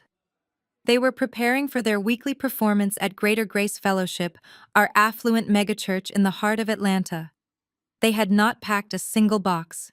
"We are leaving for service in 10 minutes, Vivian announced, refusing to look me in the eye. "You are coming with us. We have to present a united front. People are already talking because of what your sister posted online last night." I looked at her, genuinely amazed by her priorities. "You have less than 12 hours to move your entire life out of my house," I said smoothly. "And you want to spend 3 of those hours sitting in a pew pretending everything is fine." "We are not leaving this house," Roland stated firmly, adjusting his silk tie. "And you are coming to church. Pastor Davis is expecting us. Do not make this any worse than it already is, Zuri." I realized exactly what their strategy was. They thought that if they dragged me into the sanctuary surrounded by the elders and the congregation who had known me since childhood, the collective social pressure would finally break me. They wanted to use the weight of the church to force me into submission. They wanted me to feel so ashamed and isolated that I would sign the deed over just to avoid the public scandal. I smiled softly. "I am ready when you are," I told them. I turned around, walked back to my office, and opened my safe. I pulled out the original foreclosure notices with my father's signature, along with a copy of Preston's hard money loan application and the SEC summons. I folded the documents neatly and slid them into the inner zipper pocket of my leather handbag. I walked back out to the foyer, grabbed my car keys, and followed them out the door. We drove to the church in separate cars. I pulled into the massive parking lot of Greater Grace Fellowship right behind my father's luxury sedan. Preston and Jasmine had driven together in her Mercedes, the same vehicle that was currently marked for repossession. Jasmine stepped out of the car wearing a surprisingly modest, muted beige dress, completely devoid of her usual flashy jewelry. She looked pale and exhausted, playing the role of the terrified, victimized mother to be with absolute perfection. Preston walked beside her, his jaw tight, his eyes darting around nervously. He looked like a man walking to his own execution. We walked through the heavy glass doors of the church lobby. The atmosphere shifted the second we stepped inside. The usual warm greetings and polite chatter died down. People turned to stare, whispering behind their hands. Jasmine's tearful Instagram live broadcast had clearly made its way through the entire congregation. The ushers handed us our programs with stiff, awkward smiles. We walked down the center aisle toward our usual family pew near the front of the sanctuary. I felt the heavy, judgmental gaze of hundreds of people burning into my back. We took our seats. Preston sat on the far edge, nervously bouncing his knee. Jasmine sat next to him, dabbing her dry eyes with a tissue. My parents sat in the middle, staring straight ahead like statues. I sat on the opposite end, crossing my legs and resting my handbag on my lap, looking completely unbothered by the toxic energy radiating from my family. The choir sang their opening hymns, the announcements were made, and then the sanctuary lights dimmed. Pastor Davis stepped up to the acrylic pulpit. He was a tall, imposing man with a booming voice and a flair for dramatic sermons. He adjusted his microphone and looked out over the massive crowd. Today, Pastor Davis began his voice echoing through the state-of-the-art sound system I was planning to preach from the book of Romans. But the Lord placed a different message on my heart late last night. A message about the sanctity of family. I saw Jasmine subtly lower her head, a tragic, brave expression on her face. She had clearly called him. She had spun her web of lies to the spiritual leader of our community, painting me as the greedy, heartless sister who was stealing the family estate and throwing a pregnant woman out into the cold. We live in a world that worships money. Pastor Davis preached, pacing slowly across the stage. We live in a society where people will turn their backs on their own flesh and blood for the sake of bricks and mortar. We see siblings tearing each other apart over inheritance. We see children coveting earthly possessions, forgetting that the greatest treasure we have is the family God gave us. The congregation was dead silent. Every single person in the room knew exactly who he was talking about. What good is it to gain a whole estate, but lose your soul? Pastor Davis thundered, his voice rising in volume. What good is a massive house if the walls are built on the tears of your family? God sees the greed in our hearts. He sees the pride that makes us value a piece of property over the well-being of our own parents and siblings. We must forgive one another. We must release our tight grip on our bank accounts and our legal documents and open our arms to our kin. He stopped pacing. He stood directly behind the pulpit, leaned forward and locked his eyes dead onto our pew. He stared right at me. Do not let bitterness convince you to cast your family out into the wilderness, Pastor Davis said softly, his words carrying a heavy, condemning weight. Repent of your greed before it destroys your family legacy. The entire sanctuary seemed to hold its breath. I could feel the eyes of the church elders sitting in the front row shifting toward me. I felt the gaze of the choir members behind the stage. They were all waiting for me to break. They were waiting for me to lower my head in shame, to cry, to run out of the sanctuary in disgrace. I did not blink. I sat perfectly straight in my emerald suit, maintaining direct, unwavering eye contact with the pastor.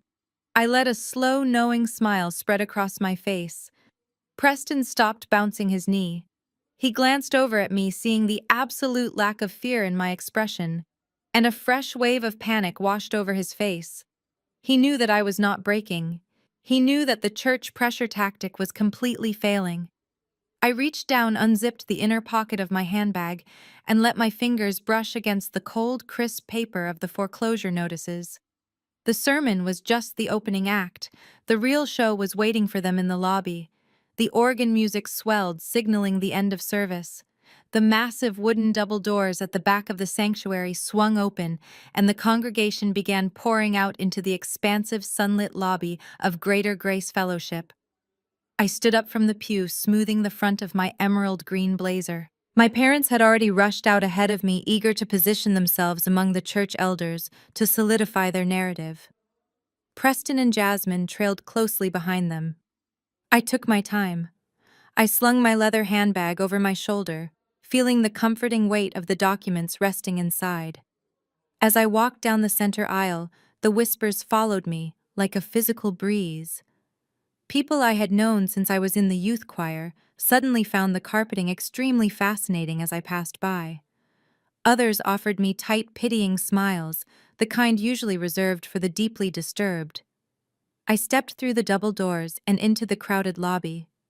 The smell of expensive perfume and fresh coffee filled the air. I spotted my family immediately.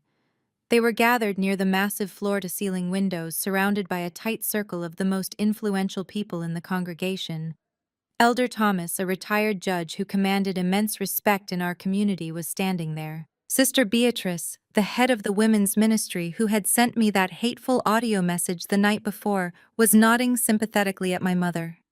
I walked directly toward the exit, fully intending to leave them to their theatrics. But Jasmine had other plans.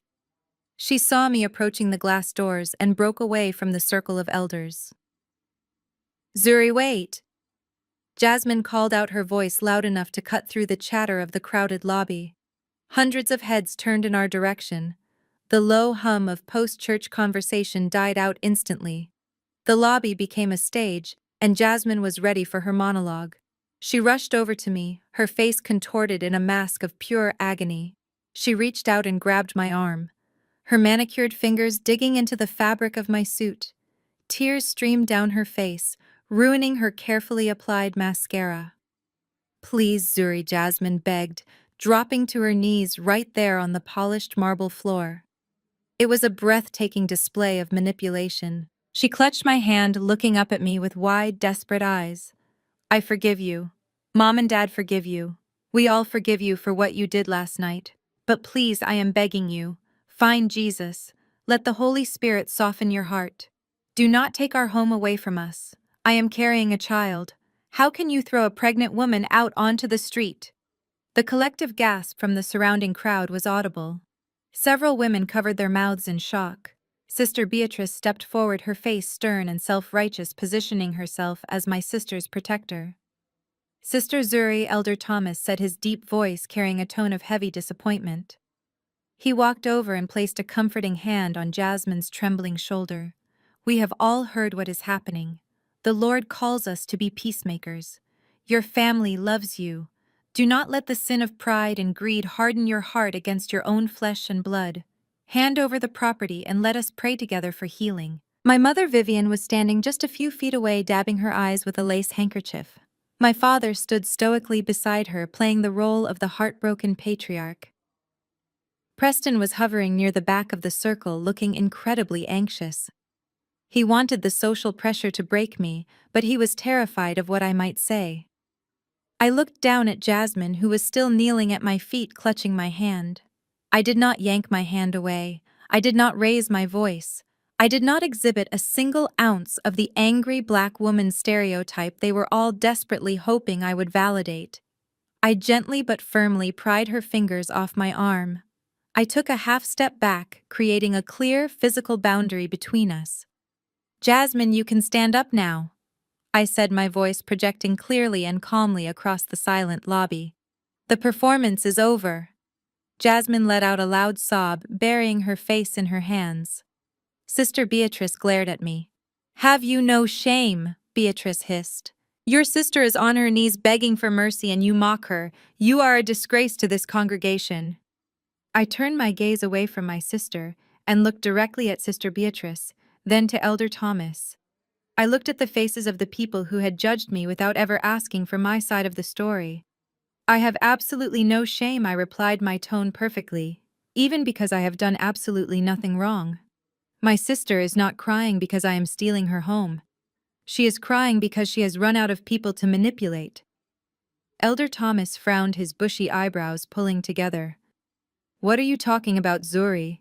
The deed to the family estate." "That estate belongs to me," I interrupted, cutting off the elder with polite authority. "I did not steal it.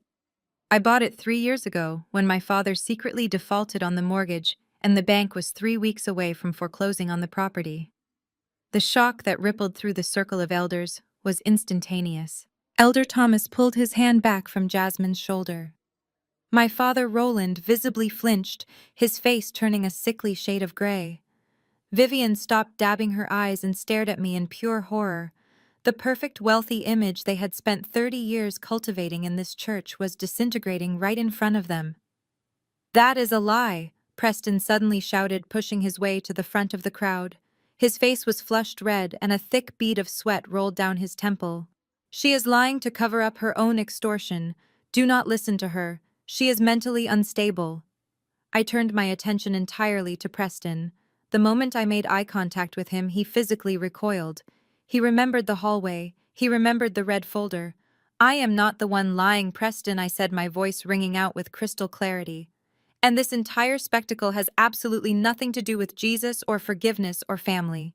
It has everything to do with the fact that you are broke." Jasmine scrambled to her feet, her fake tears instantly vanishing as pure panic took over.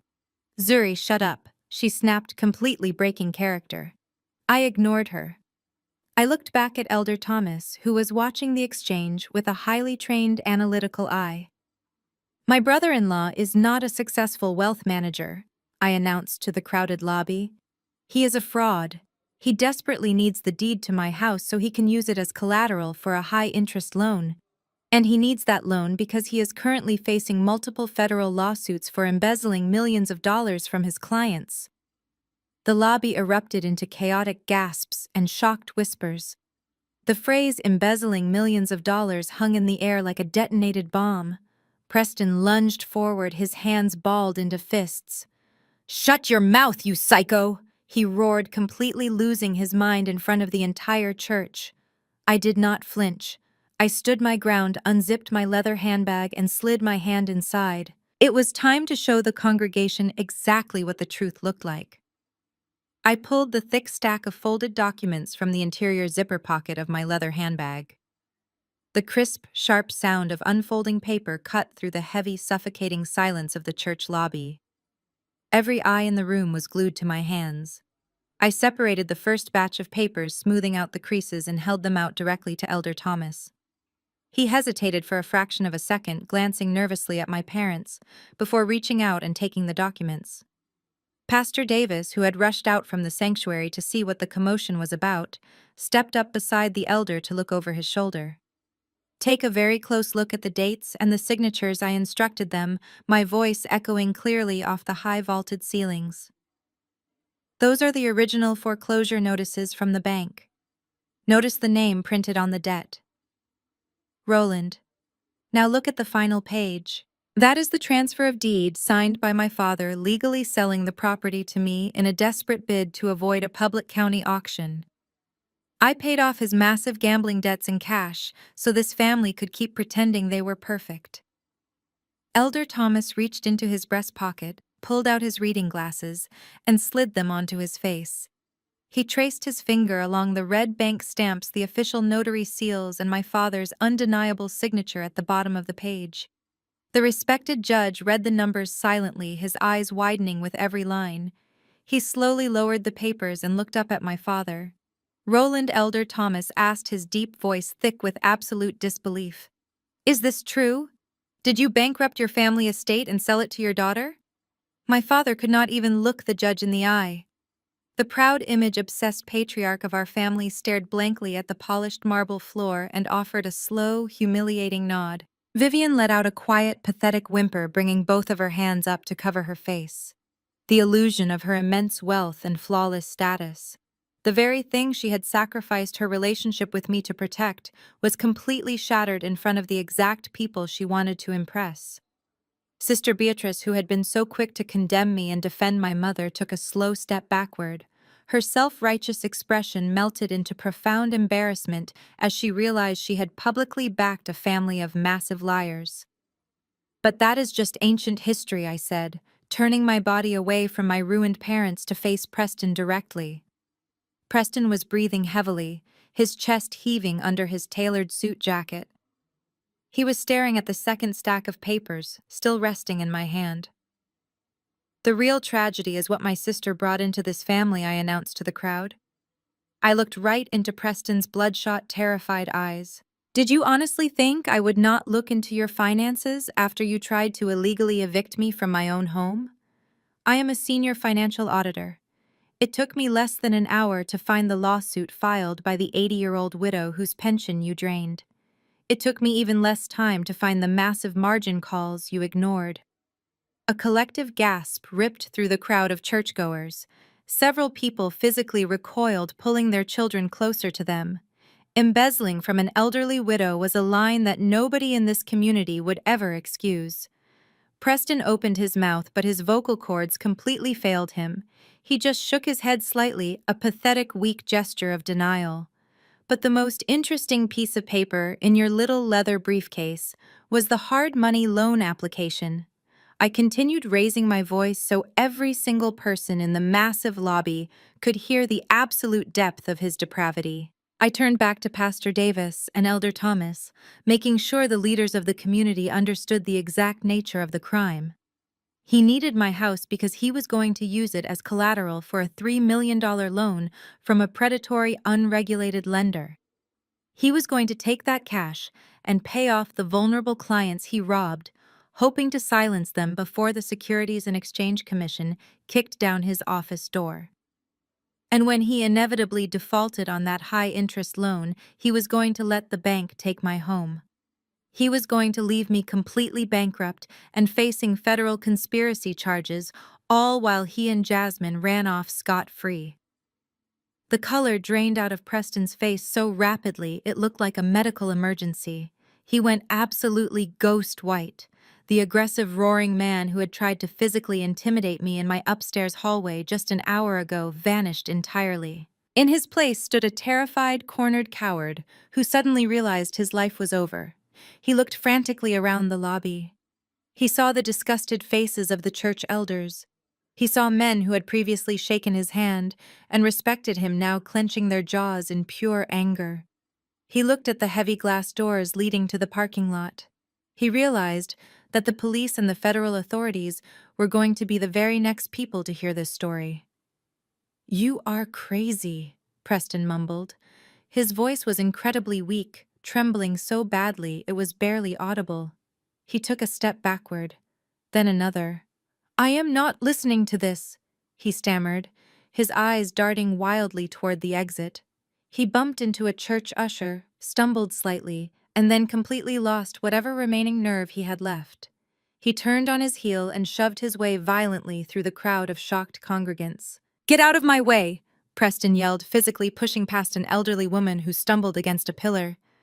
He hit the heavy glass exit doors with both hands, shoving them open with a loud crash, and broke into a full, desperate sprint across the sprawling asphalt parking lot. He did not look back. He did not call out for his wife. He did not care about the imaginary baby Jasmine was supposedly carrying. He just ran, his expensive leather dress shoes slapping loudly against the pavement as he sprinted toward his car to escape the consequences of his own actions.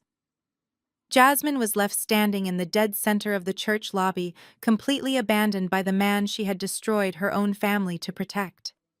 The entire crowd watched Preston sprint away in a cowardly panic, and then they slowly turned their collective gaze back to her. The silence that followed was absolutely deafening. Jasmine looked around at the faces of her community, her eyes wide with shock and humiliation. There was no pity left for her. There were no comforting words from the elders. There was only disgust and profound judgment.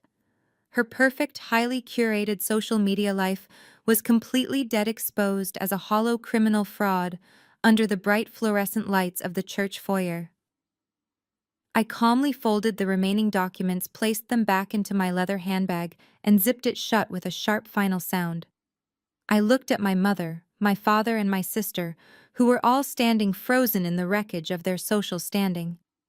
"You have exactly 6 hours left," I told them softly, my voice carrying effortlessly through the quiet room. "I highly suggest you go home and start packing." I drove away from the church, leaving the ruins of my family's social standing scattered across the lobby floor. When I arrived back at the estate, the atmosphere had completely shifted. The reality of my ultimatum had finally penetrated my parents' thick wall of delusion. As I walked through the front door, I saw my father dragging 2 large, heavy suitcases down the main staircase. He looked exhausted, stripped of all the arrogant bluster he had carried for the last 30 years. My mother was trailing behind him, carrying a stack of designer garment bags. She did not look at me. She did not say a word. They loaded their belongings into the trunk of my father's sedan in complete silence. Just before 5 o'clock, my parents drove down the long driveway and turned onto the main road, officially abandoning the house they had sacrificed my financial security to keep. They did not leave a forwarding address, and I did not ask for one. At exactly 6:30, the private security team I hired arrived. A sleek black SUV pulled up to the house, and 2 massive, heavily armed security contractors stepped out.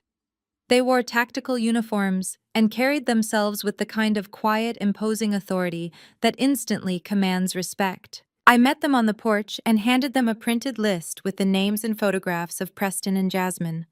I explicitly instructed them that if my sister or my brother-in-law attempted to enter the property after 7 o'clock, they were to be considered hostile trespassers. 15 minutes later, the locksmith arrived in a branded work van.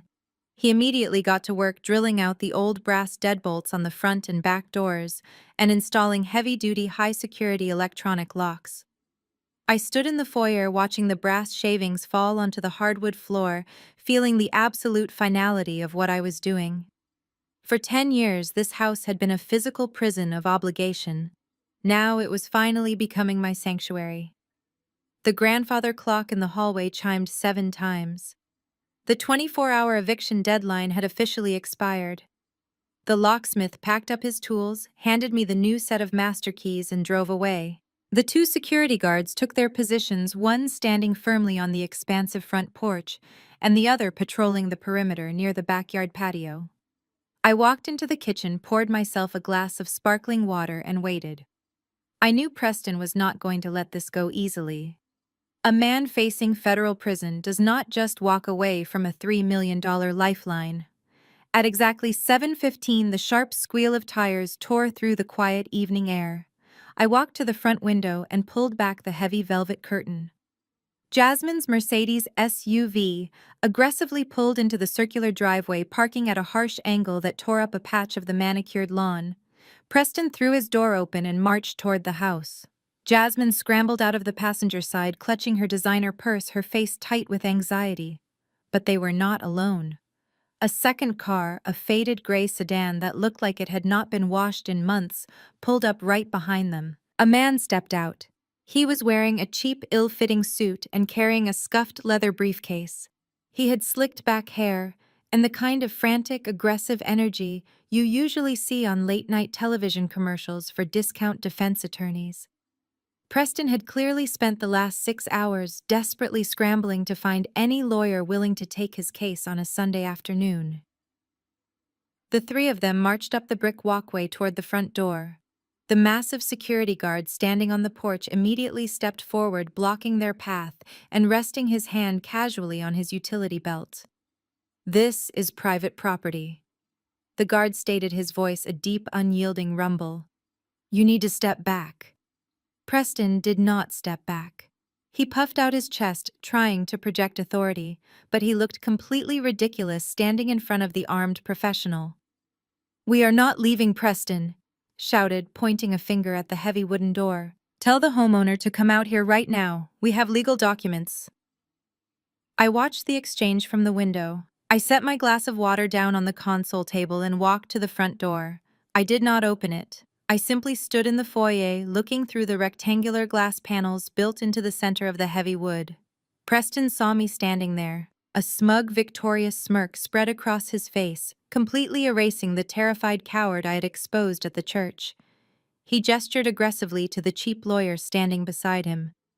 The lawyer stepped past the security guard, ignoring the verbal warning, and slapped a piece of paper directly against the glass of my front door.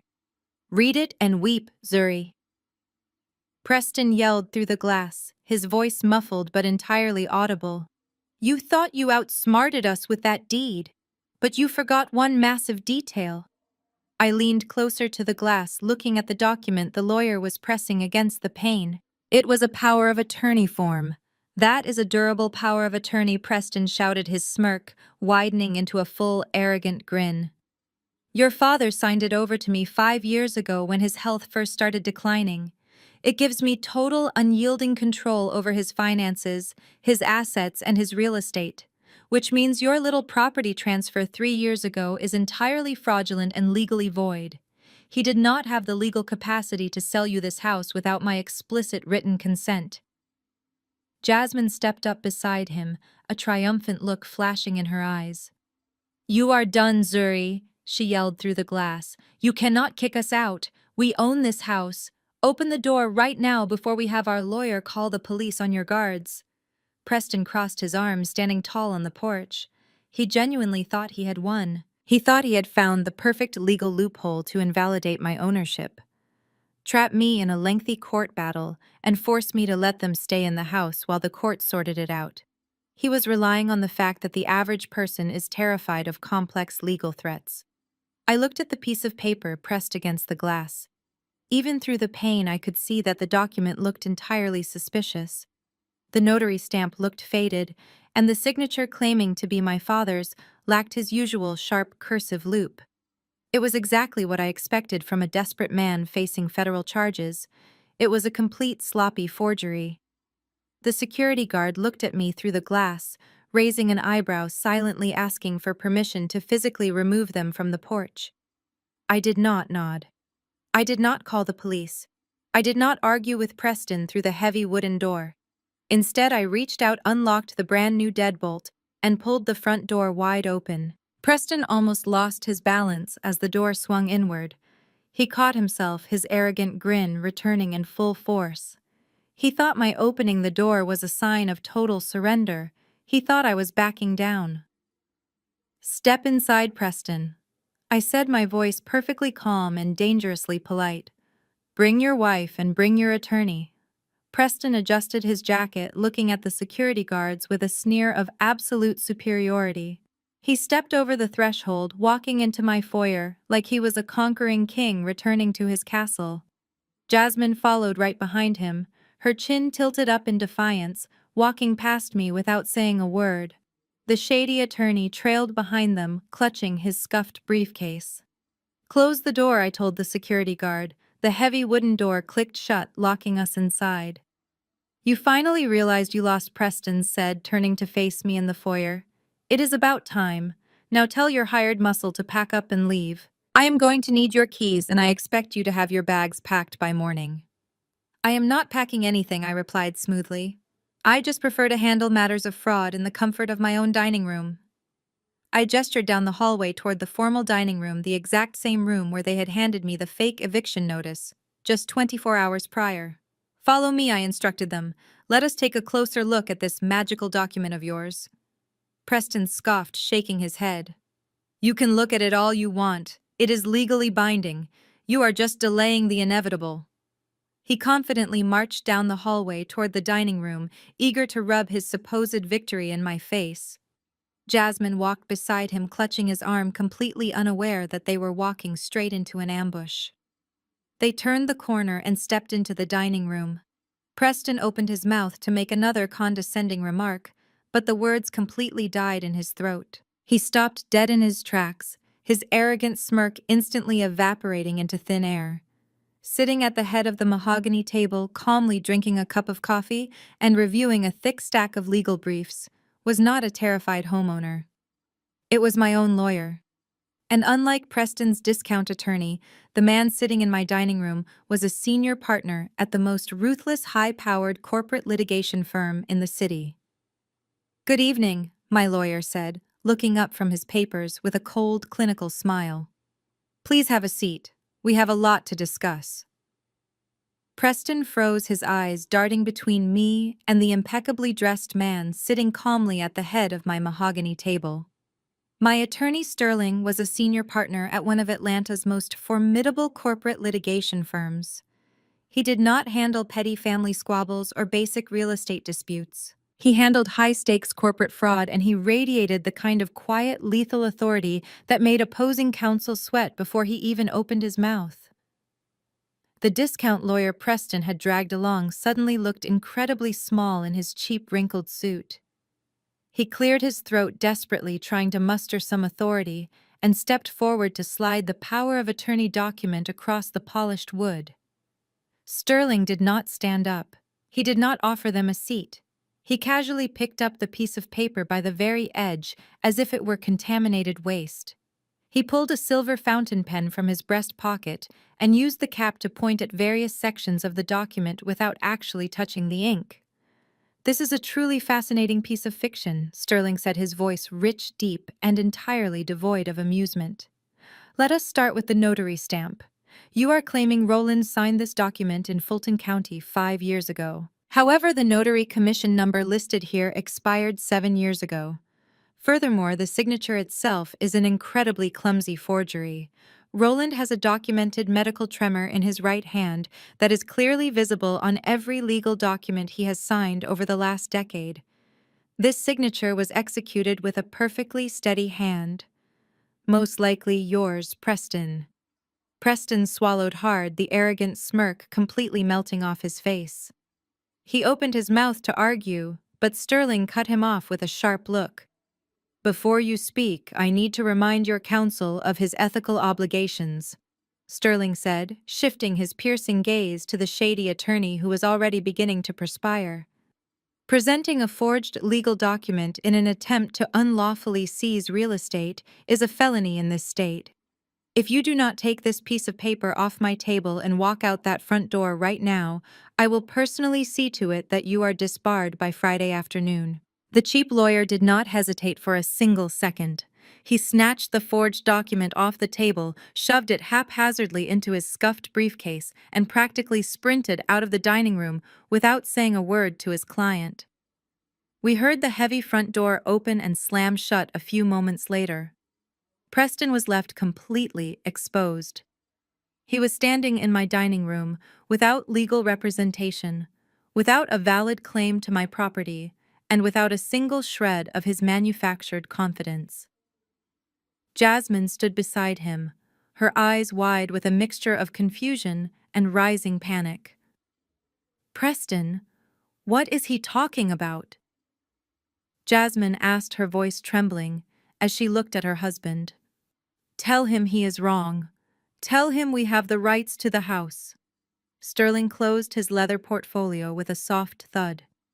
He cannot tell you I am wrong, Jasmine, because he is currently facing much larger problems than a forged real estate document. Zuri retained my services this afternoon not just to oversee a civil eviction, but for criminal consultation. Sterling leaned back in his chair, lacing his fingers together. My office spent the last 3 hours reviewing the dossier Zuri compiled from your abandoned briefcase. At exactly 4 o'clock today, I formally submitted the entire package to the White-Collar Crime Division of the FBI.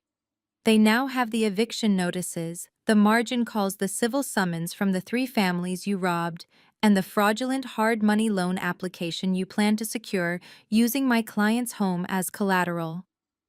Preston stumbled backward, as if he had been physically struck. His shoulder hit the doorframe and he leaned against the wood to keep himself upright. The color drained from his face so completely he looked like a corpse. And just to ensure they prioritize the investigation, Sterling added, taking a slow, deliberate sip of his coffee, we also provided the federal agents with the high-definition audio recording of you attempting to blackmail a licensed financial auditor with fabricated federal crimes. You are not getting this house, Preston. You are getting a federal indictment. The absolute silence that followed Sterling's words was deafening. The illusion was completely shattered. There were no more legal loopholes to exploit. There were no more manipulative lies to spin. The dominoes had finally fallen, and Preston was standing directly underneath them. Jasmine slowly turned to look at her husband. The flawless, wealthy narrative she had built her entire identity around was crumbling to dust right in front of her eyes. FBI, she whispered, her voice cracking under the weight of the revelation. Preston, what did you do? Did you steal money? Preston looked at her, and the last remaining shred of his polished facade vanished into thin air. He did not apologize. He did not try to comfort his weeping wife. He completely snapped. The sheer suffocating terror of his impending prison sentence morphed instantly into violent, venomous rage, and he aimed all of it directly at Jasmine. What did I do? Preston roared, the sound echoing violently off the dining room walls. I did what I had to do to keep you happy. You think those designer bags just magically appear? You think our trips to Dubai and Aspen pay for themselves? You maxed out every single credit card we had in the first 2 years of our marriage just so you could look like a celebrity on the internet. He stepped toward her, his face twisted in pure, unadulterated hatred. You drained my accounts, Jasmine. Every time I told you we needed to cut back, every time I said we could not afford your lifestyle, you threw a massive tantrum. You threatened to leave me. You told me a real man would provide the luxury you deserved, so I provided it. I took the money from my clients because you absolutely refused to stop spending. You built your fake little empire on the money I stole, and now I am going to federal prison for it." Jasmine's face flushed with a furious, ugly red. She did not take an ounce of accountability. The idea that her insatiable greed was the root cause of their destruction was entirely unacceptable to her narcissistic brain. "How dare you blame me?" she screamed, her voice shrill and piercing. "You told me you were a top-tier broker. You told me you were making millions of dollars. You lied to me from the day we met. You are a broke, pathetic failure." "I am a failure," Preston yelled back. He stepped out of the dining room and backed into the foyer, desperately trying to put physical distance between himself and my lawyer. Jasmine followed him right into the entryway, unwilling to let him walk away from the fight. "You are 32 years old and you have never worked a single day in your life. You are a parasite." The argument escalated from vicious screaming to physical violence in a matter of seconds. Jasmine raised her hand and slapped him directly across the face. The sound of her palm striking his cheek cracked through the quiet house like a whip. "Do not ever speak to me like that." Jasmine shrieked, tears of pure rage streaming down her face. "I am going to divorce you. I am going to take everything you have." Preston let out a dark, manic laugh, rubbing his red cheek. "Take what, Jasmine? I have absolutely nothing left. We are completely broke. The bank took the cars, the landlord locked us out of the townhouse, and now your sister is throwing us out onto the street. You are going to be living in a cheap motel by midnight." I stood in the doorway of the dining room, watching them tear each other apart under the bright crystal chandelier in my foyer. Just 24 hours ago, they had sat at my table, completely united in their arrogant, calculated plan to steal my home and destroy my peace. They had smiled as they handed me an eviction notice. Now they were a spectacular, messy collision of ruined egos, shattered lies, and mutual hatred. The united front they had used to terrorize me was dead. The massive security guard I had stationed on the front porch stepped through the open doorway, alerted by the shouting and the sound of the slap. He looked at me, his hand resting near his radio, silently waiting for the command. "Get them out of my house," I said firmly. I held up my hand, signaling the massive security guard to pause for just a moment. I did not want Preston to be forcefully dragged out of my house. I wanted him to walk out on his own, fully aware that he had been completely defeated. I stepped past Jasmine, who was still weeping hysterically on the foyer rug, and walked right up to Preston. Preston was backed against the heavy oak console table, breathing rapidly, his eyes darting around the room like a trapped rat. "I want you to look out the front window, Preston," I said quietly. He swallowed hard and turned his head toward the glass panels flanking the front door. Down at the very end of my long driveway, parked directly under the warm glow of the street lamp, was a black and white police cruiser. The headlights were off, but the silhouette of the vehicle was unmistakable. I had called the local precinct while Sterling was reviewing the forged document requesting a standby unit, just in case the situation turned physically violent. "You have two choices right now," I told him, making sure my voice was loud enough for my lawyer to hear from the dining room. "You can walk out that front door, get off my property, and take your chances with the federal authorities tomorrow morning. Or I can wave my hand at that patrol car and they will arrest you tonight for criminal trespassing and uttering a forged legal document." Preston looked at the police cruiser, then back at me. The absolute terror in his eyes was deeply satisfying. He did not say a single word. He did not grab his coat. He pushed past the security guard, shoved the front door open, and ran down the brick steps into the freezing December night. He did not run toward Jasmine's car. He ran down the street, disappearing into the darkness, fleeing from the inevitable consequences of his own arrogance. Jasmine watched him run away, her face buried in her hands. The reality of her situation was finally crashing down on her. She had no husband to protect her, no money to fund her delusions, and absolutely nowhere to go. Before I could even address my sister, the front door swung open again. My parents, Roland and Vivian, slowly stepped into the foyer. They had never actually left the neighborhood. They had parked their car 3 streets over, waiting to see if Preston's forged power of attorney would successfully force me out so they could casually return and reclaim their comfortable bedrooms. But from their vantage point, they had just watched Preston sprint away like a fugitive. They took one look at Jasmine sobbing on the floor and my high-powered attorney stepping out of the dining room, and they immediately realized they had bet their entire future on the wrong horse. Zuri. My mother started, her voice shaking as she attempted to completely rewrite history in real time. We had no idea he was going to try and forge a document. We just drove back because we were so worried about you. Preston manipulated us. He lied to us. My father nodded enthusiastically, stepping forward with his hands raised in a gesture of surrender. He tricked us, Zuri. You know how much we love you. We are family. We can get through this together. Just let us stay tonight and we will figure everything out in the morning. Jasmine needs her family right now. I looked at the three of them. Just hours ago, they had stood in the church lobby and watched me be publicly humiliated, hoping the social pressure would force me to hand over my home to a criminal. Now, with their golden child exposed and their fake empire in ruins, they wanted to play the loving family card. I walked over to the console table, picked up my leather wallet, and pulled out 2 plastic hotel key cards.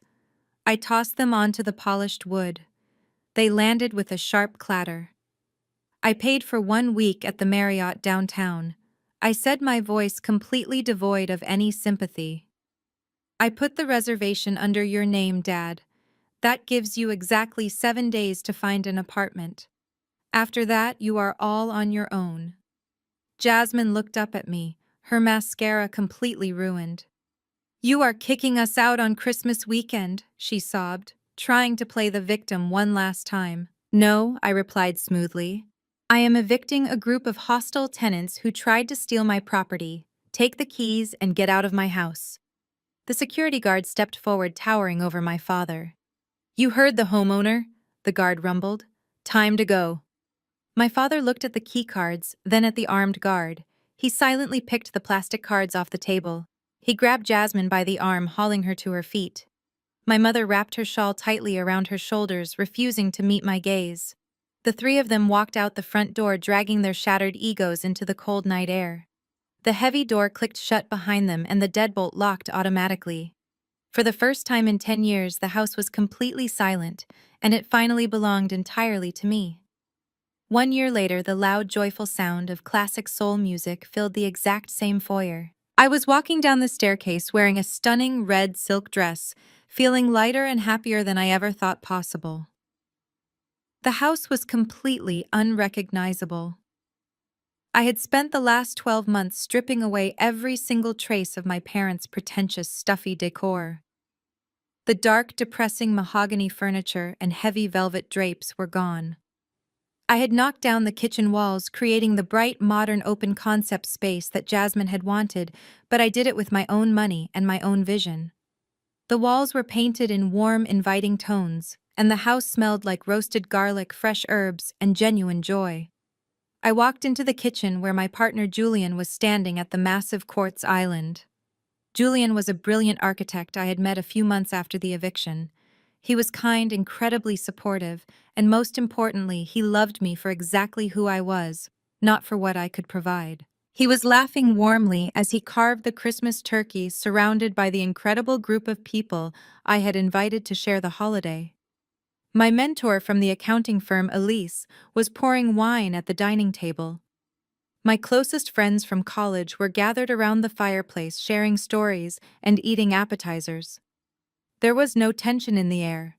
There was no walking on eggshells, no pretending to be someone else, and no fear of saying the wrong thing.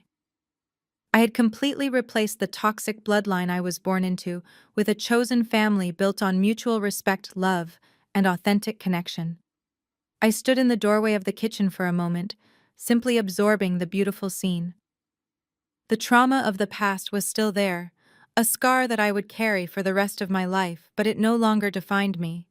I had cut the infection out of my life, and the wound had finally healed. Julian looked up from the turkey. caught my eye and offered me a smile so full of genuine love that it brought a happy tear to my eye. Later that evening, after the plates were cleared and the dessert was served, Julian stood up and raised his glass of champagne. To Zuri, he said, his voice ringing clearly over the soft background music. To the strongest, most brilliant woman I know. You built this beautiful home, you built an incredible life, and you brought all of us together. We love you. The room erupted into cheers and raised glasses. I smiled, taking a sip of the crisp champagne. It was the perfect moment to reflect on just how much had changed since the last time I sat at this dining table on Christmas. My high-powered attorney had been completely true to his word. The FBI moved swiftly after receiving my dossier. Preston was indicted on multiple counts of wire fraud and embezzlement. Because the evidence I provided was so overwhelmingly absolute, his public defender forced him to take a plea deal. Preston is currently sitting in a federal penitentiary serving a 5-year sentence. Jasmine did not get the luxury of playing the wealthy housewife anymore. Without Preston's stolen money and without my financial safety net, reality hit her like a freight train. She was forced to sell her designer bags and her leased Mercedes just to pay off her immediate debts. She now works a minimum wage retail job at a local mall, forced to ring up the very same luxury clothes she used to brag about on social media. She lives in a cramped 2-bedroom apartment on the outskirts of the city with my parents. Roland and Vivian have completely vanished from the affluent social circles they used to dominate.